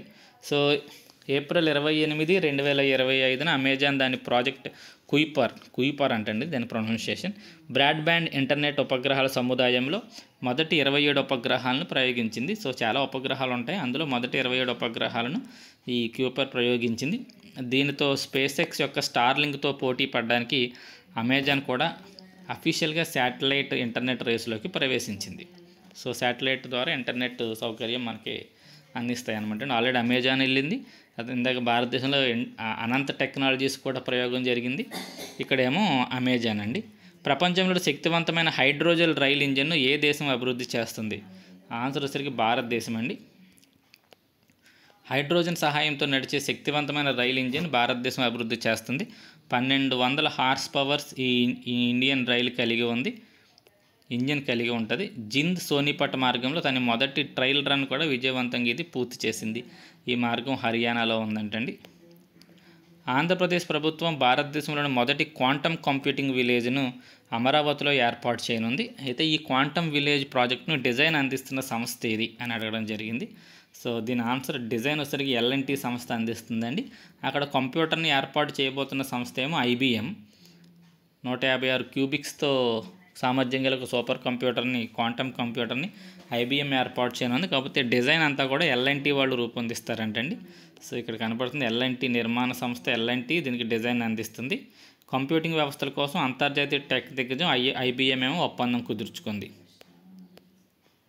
నెక్స్ట్, క్వాంటమ్ గ్రాడియోమీటర్ పాత్ ఫైండర్ను అభివృద్ధి చేసిన ప్రధాన సంస్థ ఏది? క్వాంటమ్ గ్రాడియోమీటర్ పాత్ ఫైండర్ను అభివృద్ధి చేసిన సంస్థ నాసా అండి.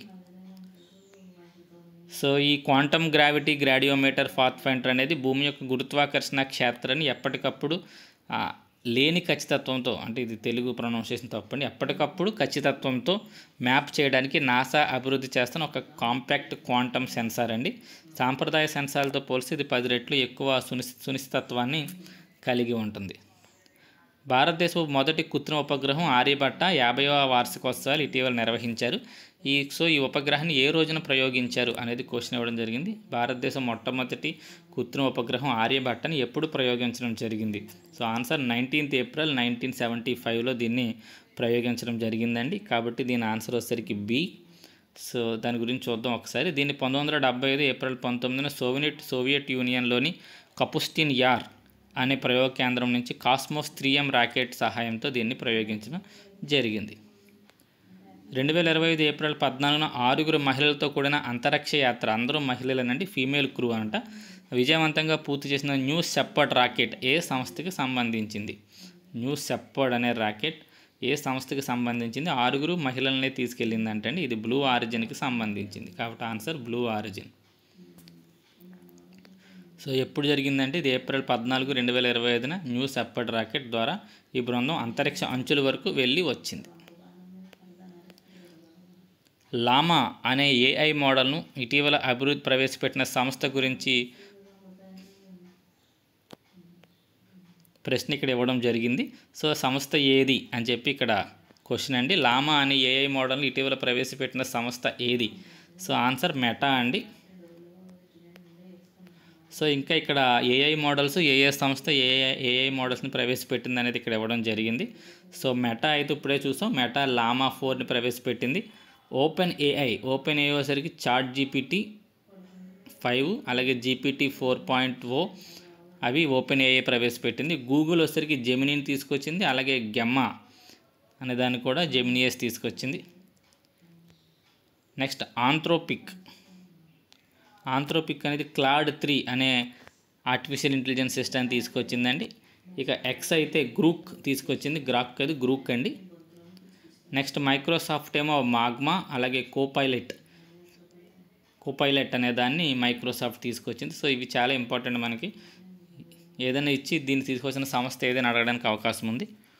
నెక్స్ట్, SpaceX సంస్థ తన ఫాల్కన్ 9 రాకెట్ మరియు క్రూ డ్రాగన్ విమానకు ద్వారా చేపట్టిన ఫ్రేమ్ 2 మిషన్ యొక్క ప్రత్యేక ప్రాధాన్యత ఏంటి? సో మిషన్ పేరు చూసుకోండి, ఫ్రేమ్ 2 అంటండి. ఈ ఫ్రేమ్ 2 మిషన్ యొక్క ప్రధాన ప్రత్యేకత ఏంటి? క్వశ్చన్ తప్పు చదివేస్తున్నానండి. ప్రధాన ప్రత్యేకత ఏంటి, అసలు ఏంటి దీని యొక్క ఇంపార్టెన్స్ అంటే, ఇది మొదటి మానవ సహిత మిషన్ కాబట్టి ఇది భూమి యొక్క ఉత్తర దక్షిణ ధృవాల పైగా ధ్రువీయ కక్షలో ప్రయాణించింది. సో పోల్ వెంబడి ఎలా ప్రయాణిస్తుంది అంటే ఇది, సో అది దీని యొక్క స్పెషాలిటీ. మొదటి మానవ సహిత మిషన్, మనుషులు ఉన్నారు అందులో, భూమి యొక్క ఉత్తర దక్షిణ ధృవాల పైగా ఇది ధ్రువీయ కక్షలో ప్రయాణించింది. సో అది ఈ మిషన్ ఫ్రేమ్ 2 అనే దాని యొక్క ప్రత్యేకత అండి. నెక్స్ట్, విక్రమ్ 3201 కల్పన 3201 అభివృద్ధి ద్వారా భారతదేశం అంతరిక్ష పరిశోధనలో విదేశీ ప్రాసెసర్లపై ఆధారపడడం తగ్గనుంది. ఈ 2 ప్రాసెసర్ను రూపొందించడంలో ఇస్రోకు సహాయం అందించిన సంస్థ ఏది? విక్రమ్ 3201 కల్పన 3201 అనేవి ప్రాసెసర్లు అంటండి. ఈ ప్రాసెసర్లను రూపొందించిన సంస్థ ఏది అని క్వశ్చన్ ఇవ్వడం జరిగింది. ఆన్సర్ వచ్చేసరికి ఎస్సిఎల్ అండి. ఎస్సిఎల్ అనే సంస్థ దీన్ని సెమీ కండక్టర్ ల్యాబొరేటరీ చండీగఢ్ అనే సంస్థ వీటిని రూపొందించడం జరిగింది. సునీత విలియమ్స్ మరియు బట్ విల్మోర్ 286 రోజుల అంతరిక్ష మిషన్ తర్వాత భూమికి తిరిగి వచ్చారు. వాళ్ళని తీసుకొచ్చిన వ్యోమనౌక పేరేమిటి? వాళ్ళని భూమి మీద తీసుకొచ్చిన వ్యోమనౌక పేరేంటి? ఏ స్పేస్ క్రాఫ్ట్లో వాళ్ళు వెనక్కి తిరిగి వచ్చారు అనేది క్వశ్చన్ అండి. సో ఆన్సర్ వచ్చేసరికి స్పేస్ ఎక్స్ డ్రాగన్ అండి. సో స్పేస్ ఎక్స్ సంబంధించిన డ్రాగన్ వ్యోమనౌకలో వీళ్ళు భూమి మీదకి తిరిగి రావడం జరిగింది. ఎన్ని రోజులు గడిపారో చూసుకోండి, 286 రోజులు అక్కడే ఉండిపోవడం జరిగింది. సో సునీత విలియమ్స్ మరియు ఆమె సహచర వ్యోమగామి Butch Wilmore Boeing Starliner వ్యోమనౌకలు అక్కడికి వెళ్ళారు. కానీ అక్కడ స్టార్ లైనర్లో సాంకేతిక సమస్యలు రావడంతో తిరిగి రావడం ఆలస్యమైంది. తర్వాత స్పేస్ ఎక్స్ క్రూ 9 మిషన్లో భాగంగా స్పేస్ ఎక్స్ డ్రాగన్ వ్యోమనౌకలు వీళ్ళు భూమి మీదకి తిరిగి రావడం జరిగింది. ఇస్రో ఇటీవల Shri S Ramakrishna centre for excellence in fluid and thermal sciences research కేంద్రాన్ని ఎక్కడ ప్రారంభించింది? సో దీని ఆన్సర్ వచ్చేసరికి ఐఐటి మద్రాస్లో ప్రారంభించిందండి. Shri Ramakrishna centre for excellence in fluid and thermal sciences research కేంద్రం, సో ఐఐటి మద్రాస్లో దీన్ని ఏర్పాటు చేశారు. నాసా యొక్క స్పియర్ అంటే spectrophotometer for the history of the universe epoch of ionization and ices explorer mission యొక్క ప్రధాన లక్ష్యం ఏంటి? సో స్పియర్ ఎక్స్ అంటండి. ఆ స్పియర్ ఎక్స్ యొక్క ప్రధాన లక్ష్యం ఏంటి అని చెప్పి క్వశ్చన్ ఇవ్వడం జరిగింది. సో దీని ఆన్సర్ వచ్చేసరికి విశ్వం యొక్క పుట్టుక, గెలాక్సీల చరిత్ర మరియు పాలపంతులో జీవానికి అవసరమైన అణువులను అధ్యయనం చేయడం అనే లక్ష్యంతో ఈ స్పియర్ ఎక్స్ అనే దాన్ని ప్రయోగించడం జరుగుతుంది. దీన్ని ప్రయోగించింది నాసా చేపట్టిన పంచ్ మిషన్ యొక్క పూర్తి పేరు ఏమిటి మరియు దాని ప్రధాన లక్ష్యం ఏంటి అనేది ఇక్కడ క్వశ్చన్ అండి. సో పంచ్ అంటే polarimeter to unify the corona and heliosphere, ఇది పంచ్ యొక్క పూర్తి పేరండి. ఇది సూర్యుడి కరోనా ఎలా గాలులుగా మారుతుందో, సో కరోనా నుంచి ఈ సౌరగాలులు ఎలా వస్తాయి, అసలు ఈ కరోనా సౌరగాలులుగా ఎలా మారుతుంది అనేది అధ్యయనం చేయడం దీని యొక్క మెయిన్ లక్ష్యం అండి. పంచ్ అంటండి అది.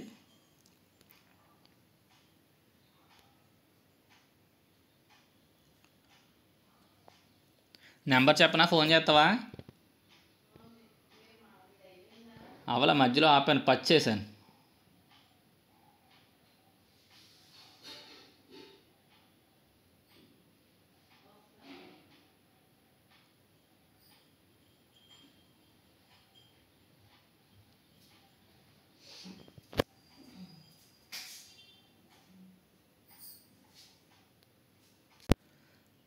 సారీ అండి, వీడియో పజ్లో ఉందనుకుని మాట్లాడేశాను, ఏమనుకోవద్దు, చిన్న పని ఉండి మధ్యలో ఆపాల్సి వచ్చింది. సో నెక్స్ట్ క్వశ్చన్, ఉపగ్రహాల ద్వారా ఇంటర్నెట్ సేవలు భారతదేశంలో అందించేందుకు ఇటీవల అనుమతి పొందిన సంస్థ ఏది? సో ఇటీవల అనుమతి పొందిన సంస్థ స్టార్లింక్ అండి. ఫస్ట్ అనుమతి పొందిన సంస్థ, భారతదేశంలో అనుమతి పొందిన సంస్థ ఏది అంటే స్టార్లింక్. ఉపగ్రహం ద్వారా ఇంటర్నెట్ సేవలు అందించడానికి అనుమతి పొందింది. నెక్స్ట్ క్వశ్చన్, ఏఐ కోష్ అనే ప్లాట్ఫామ్ను ప్రారంభించిన భారత ప్రభుత్వ మంత్రిత్వ శాఖ ఏది మరియు దీని యొక్క ప్రధాన లక్ష్యం ఏంటి? ఏఐ కోష్ అండి. దీన్ని ఎవరు ప్రారంభించారు, అలాగే దీని యొక్క మెయిన్ ఉద్దేశం ఏంటి అంటే ఆన్సర్, దీన్ని ఎలక్ట్రానిక్స్ అండ్ ఇన్ఫర్మేషన్ టెక్నాలజీ మంత్రిత్వ శాఖ దీన్ని ప్రారంభించింది. మరియు దీని యొక్క అభివృద్ధి ఏంటంటే ఆర్టిఫిషియల్ ఇంటెలిజెన్స్ మోడల్స్ అభివృద్ధి కోసం నాణ్యమైన డేటా సెట్లను అందించడం. సో ఈ ఏఐ మోడల్స్ అభివృద్ధి కోసం ఎప్పటికప్పుడు డేటా సెట్లను అందించడం అనేది దీని యొక్క మెయిన్ ఉద్దేశం అండి. దాన్ని ఏఐ కోష్ అంటారు. ఎవరు అభివృద్ధి చేశారంటే ఎలక్ట్రానిక్స్ అండ్ ఇన్ఫర్మేషన్ టెక్నాలజీ మంత్రిత్వ శాఖ దీన్ని అభివృద్ధి చేసింది. నెక్స్ట్ క్వశ్చన్, నాసా యొక్క commercial lunar payload services claps ప్రోగ్రాంలో భాగంగా చంద్రుడిపైకి బ్లూ గోస్ట్ ల్యాండర్ను పంపిన ప్రైవేట్ సంస్థ ఏది? సో ల్యాండర్ పంపిందంటే బ్లూ గోస్ట్ అనే ల్యాండర్ని చంద్రుడి మీదకి ఒక ప్రైవేట్ సంస్థ. అది దేనిలో భాగంగా పంపించింది అంటే నాసా యొక్క కమర్షియల్ లోనార్ పేలోడ్ సర్వీసెస్ అనే ప్రోగ్రాంలో భాగంగా పంపించిన సంస్థ ఏది అని అడిగితే ఆన్సర్ ఫైర్ఫ్లై ఏరోస్పేస్ అండి. సో ఆ సంస్థ దీన్ని అక్కడికి పంపడం జరిగింది. నెక్స్ట్ క్వశ్చన్, ఇటీవల ఇస్రో ప్రయోగించిన ఆదిత్య L1 సౌరజ్వాల యొక్క కెర్నల్ భాగాన్ని తొలిసారి చిత్రీకరించింది. అయితే ఆదిత్య L1 ఎప్పుడు ప్రయోగించబడింది అనేది క్వశ్చన్ అండి. సో ఇక్కడ ఇది ఆదిత్య L1 వెళ్ళి అక్కడ సౌరజాలాల ఫోటో తీసిందంటండి, కెర్నల్ భాగాన్ని చిత్రీకరించింది. అది అసలు ఎప్పుడు ప్రయోగించబడింది అనేది క్వశ్చన్. సో ఆన్సర్ సెప్టెంబర్ 2, 2023న మనకి ఆదిత్య L1 అనేది ప్రయోగం జరిగింది. PSLV C-57 రాకెట్లో దీన్ని ప్రయోగించడం జరిగింది. సో దీని యొక్క ప్రధాన ఉద్దేశం సూర్యుడి కరోనా, సౌరగాలులు మరియు సౌరజ్వాలలపై పరిశోధన చేయడానికి ఇది వెళ్ళిందండి. నాసా యొక్క IM-2 మిషన్ యొక్క ప్రధాన లక్ష్యం ఏంటి? నాసా IM-2 అనే ఒక మిషన్ చేస్తుంది. దాని యొక్క ప్రధాన లక్ష్యం ఏంటి అంటే చంద్రుని దక్షిణ ధ్రువం వద్ద నీటి మంచును కనుగొనడం మరియు వనరులను ఉపయోగించగల సామర్థ్యాన్ని ప్రదర్శించడం. సో అక్కడ ఏమన్నా మనకు ఉపయోగపడే వనరులు ఉంటే వాటిని ఎలా ఉపయోగించాలి, అలాగే దక్షిణ ధ్రువం వద్ద నీటి మంచు ఉందా లేదా, అంటే నీరు మంచు రూపంలో ఉందా లేదా అనేది కనుగొనడం. అది IM-2 యొక్క మిషన్ అండి. మజోరానా 1 అనే పేరు గల ప్రపంచంలోని శక్తివంతమైన క్వాంటమ్ ప్రాసెసింగ్ యూనిట్ను అభివృద్ధి చేసిన సంస్థ ఏది? క్వాంటమ్ ప్రాసెసింగ్ యూనిట్ అంటేనే దాని పేరు మజోరానా 1.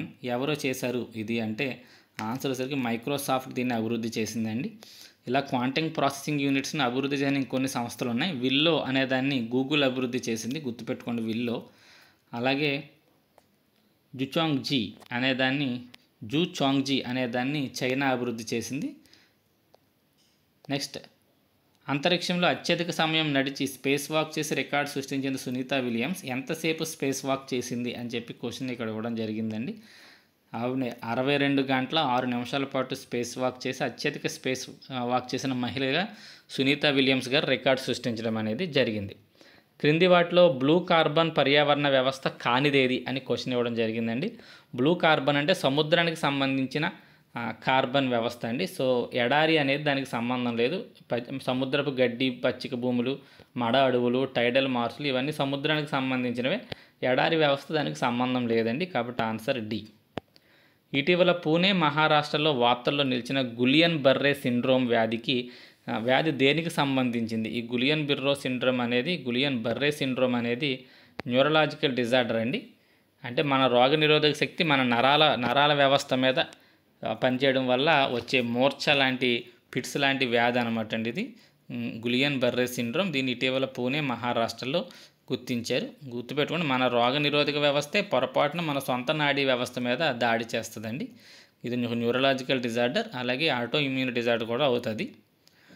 What was the first astronomical అబ్జర్వేటర్ in eastern India established? So తూర్పు భారతదేశంలో మొట్టమొదటి ఆస్ట్రోనాటికల్ అబ్జర్వర్ని ఎక్కడ ఏర్పాటు చేశారు? క్వశ్చన్ కట్ అయిందండి ఫోటో వల్ల. ఆన్సర్ వెస్ట్ బెంగాల్లోని పురాలియాలో మన ఈస్టర్న్ ఇండియాలో మొట్టమొదటి ఆస్ట్రోనామికల్ అబ్జర్వేటర్ని ఏర్పాటు చేయడం జరిగింది. సో ఇది సముద్ర మట్టానికి 600 మీటర్ల ఎత్తులో ఏర్పాటు చేశారు. దీనికోసం ఈ అబ్జర్వేటర్ని ఎక్కడ ఏర్పాటు చేశారంటే Satyendranath Bose national centre for basic sciences వారు దీన్ని స్థాపించారంటండి. ఒకసారి చూసుకోండి, ఈ అబ్జర్వేటరీని Satyendranath Bose national centre for basic sciences స్థాపించింది. 600 మీటర్ల ఎత్తులో దీన్ని స్థాపించింది. ఇది భారతదేశానికి సంబంధించిన 6వ astronomical observatory. Okay, next question అండి. H5N1 వైరస్ కారణంగా అంటే బర్డ్ ఫ్లూ కారణంగా మొదటి మరణం సంభవించిన దేశం ఏది? మనుషుల్లో మొదటి మరణం అంటే బర్డ్ ఫ్లూ కారణంగా అమెరికాలో సంభవించింది. బర్డ్ ఫ్లూ మనుషులకు సోకడం, ఒక వ్యక్తి చనిపోవడం కూడా అమెరికాలో జరిగిందనమాట అండి. So answer B. భారతదేశంలో మొదటి AI యూనివర్సిటీ ఏ రాష్ట్రంలో ఏర్పాటు చేయనున్నారు? సో దీని ఆన్సర్ చాలామంది మహారాష్ట్ర అంటున్నారండి. భారతదేశంలో మొదటి AI యూనివర్సిటీని ఆంధ్రప్రదేశ్ ఏర్పాటు చేస్తుందని చెప్పి నేను న్యూస్ చూశాను. ఆ సంస్థ పేరు NVIDIA. మీరు కూడా ఒక్కసారి డౌట్ ఉంటే ఒకసారి కొట్టండి. First AI university in India by NVIDIA in Andhra Pradesh అని కొడితే మనకి డీటెయిల్స్ వస్తున్నాయండి. నేను దాని ఆధారంగానే రూపొందించాను. ఒకవేళ మహారాష్ట్రలో కూడా ఏమన్నా ఆర్టిఫిషియల్ యూనివర్సిటీ మొదట స్థాపిస్తుంటే రెండిట్లో ఏది ఫస్ట్ వస్తే అది చూసుకోండి. NVIDIA అయితే ఇదైతే నాకు మ్యాటర్ కనపడిందండి. మీకు ఫోటో కూడా ఇక్కడ నేను పెట్టాను చూడండి. Andhra government has signed an MOU with NVIDIA to establish India's first artificial intelligence university in the state అని చెప్పి నాకు మ్యాటర్ దొరికింది కాబట్టి పెట్టానండి. అలా తప్పు ఉంటే అది తర్వాత చూద్దాం. ప్రస్తుతానికైతే అమరావతిలో ఏర్పాటు చేస్తున్నారండి మొట్టమొదటి ఆర్టిఫిషియల్ ఇంటెలిజెన్స్ యూనివర్సిటీ. అలాగే అదే అమరావతిలో Birla institute of technology bits Pilani వారు ఏఐ ప్లస్ క్యాంపస్ని ఏర్పాటు చేస్తున్నారు. ఇది కూడా మొదటిది, భారతదేశంలో మొట్టమొదటి ఏఐ కేంద్రీకృత విద్యా సంస్థ. ఏఐ ప్లస్ క్యాంపస్ని బిట్స్ వారు ఏర్పాటు చేస్తున్నారు. పిలాని కాదు, బిట్స్ పిలాని అంటే పిలానీలో ఉన్న బిట్స్ అండి, ఒరిజినల్ పేరు దాని bits. Birla institute of technology and sciences. ప్రపంచంలో మొట్టమొదటి రోబోటిక్ టెలికార్డియాక్ సర్జరీని ఇటీవల భారతదేశంలో విజయవంతంగా నిర్వహించారు. ఈ సర్జికల్ రోబోటిక్ సిస్టమ్ పేరేంటి? సో టెలికార్డియాక్ సర్జరీ అంటండి. మొట్టమొదటిసారి ప్రపంచంలోనే మొట్టమొదటి రోబోటిక్ టెలికార్డియాక్ సర్జరీ, అంటే మనుషుల అవసరం లేకుండా రోబోటే గుండె ఆపరేషన్ చేస్తుందంట. సో ఏ సంస్థ చేసింది అంటే ఎస్ఎస్ఐ మంత్ర అనే ఈ ఏఐ సిస్టమ్ రోబోటిక్ టెలికార్డియాక్ సర్జరీని చేసింది. ఇటీవల ఏ దేశం మొదటి క్వాంటమ్ అటామిక్ గడియారాన్ని రూపొందించింది అంటే బ్రిటన్ అండి. బ్రిటన్ క్వాంటమ్ అటామిక్ గడియారాన్ని రూపొందించింది. భారతదేశపు మొట్టమొదటి ఆయుర్వేద రోగ నిర్ధారక పరికరం ఏంటి? సో ఆయుర్వేద రోగ నిర్ధారక పరికరం పేరు నాడీ తరంగిణి అండి. ఇది తప్పుపడింది, 300 ఎకరాలని. సో ఆన్సర్ నాడీ తరంగిణి అనేది ఈ రోగ నిర్ధారక, నాడిని బట్టి రోగాన్ని నిర్ధారించే ఒక వ్యవస్థ అండి, పరికరం. ఆంధ్రప్రదేశ్లో ఈ 300 ఎకరాలు ఇక్కడదండి. 300 ఎకరాల్లో ఏర్పాటు కానున్న దేశంలోనే మొట్టమొదటి డ్రోన్ సిటీ ఆంధ్రప్రదేశ్లో ఏ ప్రాంతంలో ఏర్పాటు కానుంది అంటే వార్వకల్లు అండి. వార్వకల్లులో ఇది ఏర్పాటు చేయనున్నారు, మనందరికీ తెలిసిందే. ఈ వార్వకల్లులో డ్రోన్ సిటీ అనేది ఆంధ్రప్రదేశ్లో ఏర్పాటు కానుంది. నెక్స్ట్, మొట్టమొదటి డెంగ్యూ వ్యాక్సిన్ డెంగీ-ఆల్ను అభివృద్ధి చేస్తున్న భారతీయ బయోటెక్ సంస్థ ఏది? Which Indian biotech company is developing India's first dengue vaccine DengiAll అంటే ఆన్సర్ వచ్చేసరికి పనాసియా బయోటెక్ అండి. B answer. పనాసియా బయోటెక్ అనేది మొట్టమొదటి డెంగ్యూ వ్యాక్సిన్ని తయారు చేస్తుంది భారతదేశంలో. ఇది అమెరికాలోని నేషనల్ ఇన్స్టిట్యూట్ ఆఫ్ హెల్త్ సహాయంతో దీన్ని రూపొందిస్తున్నారు. ఇది 3వ దశ క్లినికల్ ట్రయల్స్లో ఉంది, గుర్తుపెట్టుకోండి. డెంగీ-ఆల్ రూపొందించింది పనాసియా బయోటెక్. సో అక్కడతో మీకు మల్టిపుల్ చాయిస్ క్వశ్చన్స్ అయిపోయినాయండి. ఇక వార్తల్లో నిలిచిన ఐఐటీలు అని చెప్పి ఇక్కడ మీకు మ్యాటర్ ఇవ్వడం జరిగింది. ఇది కూడా పెద్ద ఏమీ లేదు, ఒక 2 పేజీలు ఉంది, స్పీడ్గా కంప్లీట్ చేసేసుకుంటే నెక్స్ట్ వీడియోలో ఈ రక్షణ రంగానికి సంబంధించినవి చేస్తానండి. సో ఐఐటి మద్రాస్ ఇటీవల ఇస్రోతో కలిసి centre of excellence for research in fluid and thermal సైన్సెస్ని ఏర్పాటు చేసింది. అంతరిక్ష ప్రయాణాల్లో వాహక నౌకలు ఎదుర్కొనే ప్రతికూల పరిస్థితులు మరియు అధిక ఉష్ణోగ్రతలను తట్టుకునే పదార్థాలపై పరిశోధన చేయడం కోసం దీన్ని ఏర్పాటు చేసింది. ఈ సెంటర్ ఆఫ్ ఎక్సలెన్స్కి S Ramakrishnan centre of excellence అని పేరు పెట్టడం జరిగింది. ఆల్రెడీ మనకు బిట్ వచ్చింది. ఇస్రో ఎక్కడ ఏర్పాటు చేసింది S Ramakrishnan centre of excellence అని? ఐఐటి మద్రాస్ అండి. ఐఐటి మద్రాస్ ఇస్రోతో కలిసి స్వదేశీ ఏరోస్పేస్ మైక్రో ప్రాసెసర్ చిప్ను అభివృద్ధి చేసింది, దాని పేరు శక్తి, గుర్తుపెట్టుకోండి. ఐఐటి మద్రాసు ఇస్రోతో కలిసి ఒక ఏరోస్పేస్కి సంబంధించి మైక్రో ప్రాసెసర్ చిప్ను రూపొందించింది, దాని పేరు శక్తి. అమరావతిలో నిర్మించనున్న 5 ఐకానిక్ టవర్లు నాణ్యతను పరిశీలించడం కోసం ఐఐటి మద్రాస్లోని సివిల్ ఇంజనీర్లు ఇటీవల మన అమరావతికి వచ్చారు, వాళ్ళకి బాధ్యతలు అప్పగించడం జరిగింది. సో క్వశ్చన్ అలా అడుగుతాడు, 5 ఐకానిక్ టవర్ల పనులను ఏ ఐఐటి నిపుణులు పర్యవేక్షిస్తున్నారని? ఐఐటి మద్రాస్ అండి. బాలిస్టిక్ క్షిపణులు దాడులను తట్టుకునేలాగా బంకర్లు, న్యూక్లియర్ ప్లాంట్లు, వంతెనలు మరియు డ్యాముల వంటి నిర్మాణాలను తక్కువ ఖర్చుతో రూపొందించేందుకు అవసరమైన ఫ్రేమ్వర్క్ను ఐఐటి మద్రాస్ డిజైన్ చేస్తుంది. సో గుర్తుపెట్టుకోండి, ఇదొకటి. నెక్స్ట్, ఐఐటి మద్రాస్ వారి ప్రవర్తక్ టెక్నాలజీ ఫౌండేషన్ ద్వారా మొదటి బ్యాచ్ సైబర్ కమాండోస్కి శిక్షణ ఇవ్వడం జరిగింది. లా ఎన్ఫోర్స్మెంట్ ఆఫీసర్స్కి సైబర్ సెక్యూరిటీ టెక్నాలజీలో శిక్షణ ఇస్తారు. ఇలా శిక్షణ పొందిన వారిని సైబర్ కమాండోస్ అని పిలుస్తారు. వీరు సైబర్ క్రైమ్ను అడ్డుకునేందుకు కృషి చేస్తారు. సో సైబర్ కమాండో శిక్షణ ఇచ్చిన ఐఐటి ఏదంటే ఐఐటి మద్రాస్ అండి. ఐఐటి మద్రాస్ వారు యూబిక్ మ్యాప్ అనే కొత్త సాంకేతికతను అభివృద్ధి చేశారు. దీని ద్వారా ఇంటి లోపల గదుల నిర్మాణాన్ని రియల్ టైంలో చూడవచ్చు. సో ఇంటి లోపలికి వెళ్ళక్కర్లేకుండానే ఆ పరికరంతో ఇంటి లోపల గదులు ఎలా ఉన్నాయి, ఏ గదిలోంచి ఏ గదిలోకి దారి ఉంది, బయటకు రావడానికి దారి ఎలా ఉంది, ఇవన్నీ తెలిసిపోతుంది అంటండి. విపత్తు సమయాలలో కాంతి మరియు ఇంటర్నెట్ సదుపాయం లేకపోయినప్పటికీ ఇంటి లోపల నిర్మాణాన్ని తెలుసుకోవడం ద్వారా రెస్క్యూ ఆపరేషన్లు నిర్వహించడానికి ఇది సహాయపడుతుంది. Next, very very important, hyperloop railway ట్రాక్ని ఐఐటి మద్రాస్ వారు అభివృద్ధి చేశారు. రైల్వే శాఖ మద్దతుతో 422 మీటర్ల హైపర్ లూప్ రైల్వే ట్రాక్ని నిర్మించారు. ఇది ఒక వాక్యూమ్ ట్యూబ్. ఇందులో విద్యుత్ అయస్కాంత శక్తి ద్వారా రైలు గాల్లో తేలుతూ ప్రయాణం చేస్తుంది. విమాన వేగం కన్నా రెట్టింపు వేగంతో ఇది ప్రయాణం చేస్తుంది. సో వెరీ ఇంపార్టెంట్ క్వశ్చన్ అండి, ఇది చూసుకోండి కంపల్సరీ. క్యాన్సర్ పరిశోధనపై జీనోమ్ డేటాబేస్ ఆధారంగా జీనోమ్ అట్లాస్ని కూడా ఐఐటి మద్రాస్ వారు రూపొందించారు. దీని పేరు భారత్ క్యాన్సర్ జీనోమ్ అట్లాస్. దీన్ని ఐఐటి మద్రాస్ వారు రూపొందించారు. ఆర్టిఫిషియల్ టెక్నాలజీలో అంతరాలను తగ్గించేందుకు ఐఐటి మద్రాసుకు చెందిన ప్రవర్తక్ టెక్నాలజీ వారు కాలిఫోర్నియాకు చెందిన జీరో ల్యాబ్స్తో ఒప్పందం కుదుర్చుకున్నారు. సో ఈ ఏఐ టెక్నాలజీలో ఏమాత్రం ఇంప్రూవ్మెంట్స్ ఉన్నా అవి వెంటనే వీళ్ళు ఒకరికొకరు మార్చుకుంటారనమాట అండి. టెక్నాలజీని ఇచ్చిపుచ్చుకోవడం అనేది జరుగుతుంది. అది ఐఐటి మద్రాసుకు సంబంధించి. నెక్స్ట్ ఐఐటి బాంబే అండి. ఐఐటి బాంబే వారు 6G ఆప్టికల్ చిప్ సెట్ని అభివృద్ధి కోసం CDOT మరియు ఐఐటి బాంబే కలిసి కృషి చేస్తున్నారు.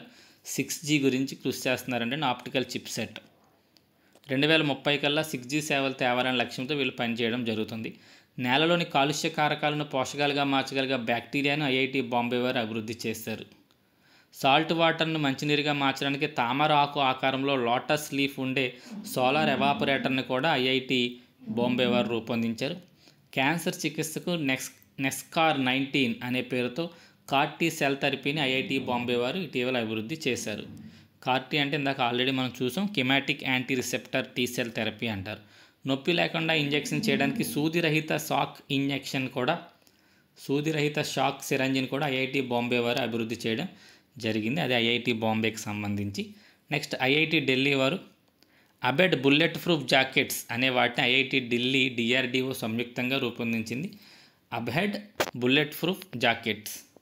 అబ్హెడ్ అనగా advanced ballistic for high energy defeat అనేది ఈ అబ్హెడ్ అనేదాని ఫుల్ ఫామ్ అండి.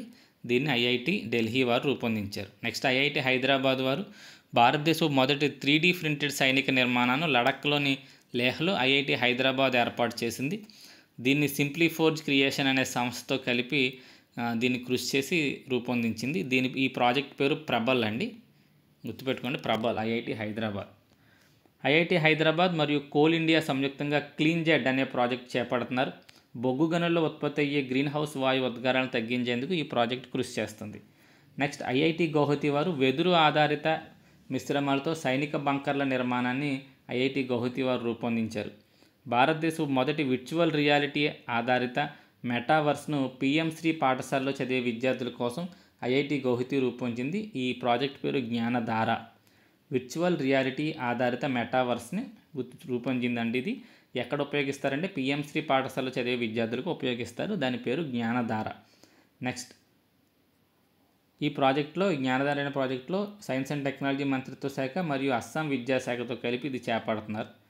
సరిహద్దుల్లో కాపలా కొరకు ఆర్టిఫిషియల్ ఇంటెలిజెన్స్ ఆధారిత రోబోట్స్ను కూడా ఐఐటి గౌహతి రూపొందించింది. వెరీ ఇంపార్టెంట్, చూసుకోండి. నెక్స్ట్ ఐఐటి ఖరగ్పూర్ సముద్రంలో ఆయిల్ స్పిల్స్ వల్ల జరిగే పర్యావరణ మరియు ఆర్థిక నష్టాన్ని నివారించడానికి గ్రాఫీన్ ఆధారిత సాంకేతికతను ఐఐటి ఖరగ్పూర్ రూపొందించింది. సముద్రంలో పొరపాటున ఏమన్నా నౌకా ప్రమాదాల వల్ల ఆయిల్ కనుక సముద్రంలో ఒలికిపోతే దాన్ని వెనక్కి తీయడానికి ఈ గ్రాఫీన్ ఆధారిత వ్యవస్థను రూపొందించింది. ఇది ఆయిల్ మరియు నీటిని వేరు చేసి 90% ఆయిల్ని వెనక్కి తిరిగి వచ్చేలా చేస్తుంది. నెక్స్ట్ ఐఐటి ఇండోర్ ఆహార వ్యర్థాల ఆధారిత కాంక్రీట్ను ఐఐటి ఇండోర్ రూపొందించింది. సో ఆహార వ్యర్థాలతో కాంక్రీట్ తయారు చేస్తారంటండి. ఆహార వ్యర్థాలకు ఈకోలీ బ్యాక్టీరియా కలిపి కాంక్రీట్ని కలుపుతారు. ఆహార పదార్థాల నుంచి వచ్చే కాల్షియం కాంక్రీట్ నిర్మాణాన్ని మరింత గట్టిపరుస్తుంది. నెక్స్ట్ అగ్రిహబ్ అనే పేరు గల ఆర్టిఫిషియల్ ఇంటెలిజెన్స్ ఆధారంగా పనిచేసే ఒక సెంటర్ ఆఫ్ ఎక్సలెన్స్ను ఐఐటి ఇండోర్ మరియు ఎలక్ట్రానిక్ అండ్ ఇన్ఫర్మేషన్ టెక్నాలజీ మంత్రిత్వ శాఖ వారు సంయుక్తంగా ఏర్పాటు చేశారు. Next IIT Kanpur Techkriti 2025 అనే ఆసియాలోని అతిపెద్ద ఇంటర్ కాలేజ్ టెక్నికల్ ఎంటర్ప్రెనర్ ఫెస్టివల్ను ఐఐటి కాన్పూర్లో నిర్వహించడం జరిగింది. టెక్ కృతి అంటే గుర్తుపెట్టుకుని ఎక్కడ నిర్వహించారని అడుగుతారు. ఐఐటి కాన్పూర్. దీని యొక్క థీమ్ పాంతారీ అనగా ప్రతిదీ ప్రవహిస్తుంది అని అర్థం, panta rhei. Next Analakshya stealth technology అనే రాడార్కు చెక్కకుండా ప్రయాణించే టెక్నాలజీని కూడా ఐఐటి కాన్పూర్ వారు అభివృద్ధి చేస్తున్నారు. అనలక్ష్య స్టెల్త్ టెక్నాలజీ అనేదాన్ని ఎవరు రూపొందించారు అంటే ఐఐటి కాన్పూర్ వారు. సో అది ఈ వీడియో అండి. ఇక డిఫెన్స్ టెక్నాలజీ దానికి సంబంధించి కరెంట్ అఫైర్స్ అనేవి నెక్స్ట్ వీడియోలో చూద్దాం. వీడియో లెంగ్త్ ఇప్పటికే చాలా ఎక్కువైంది.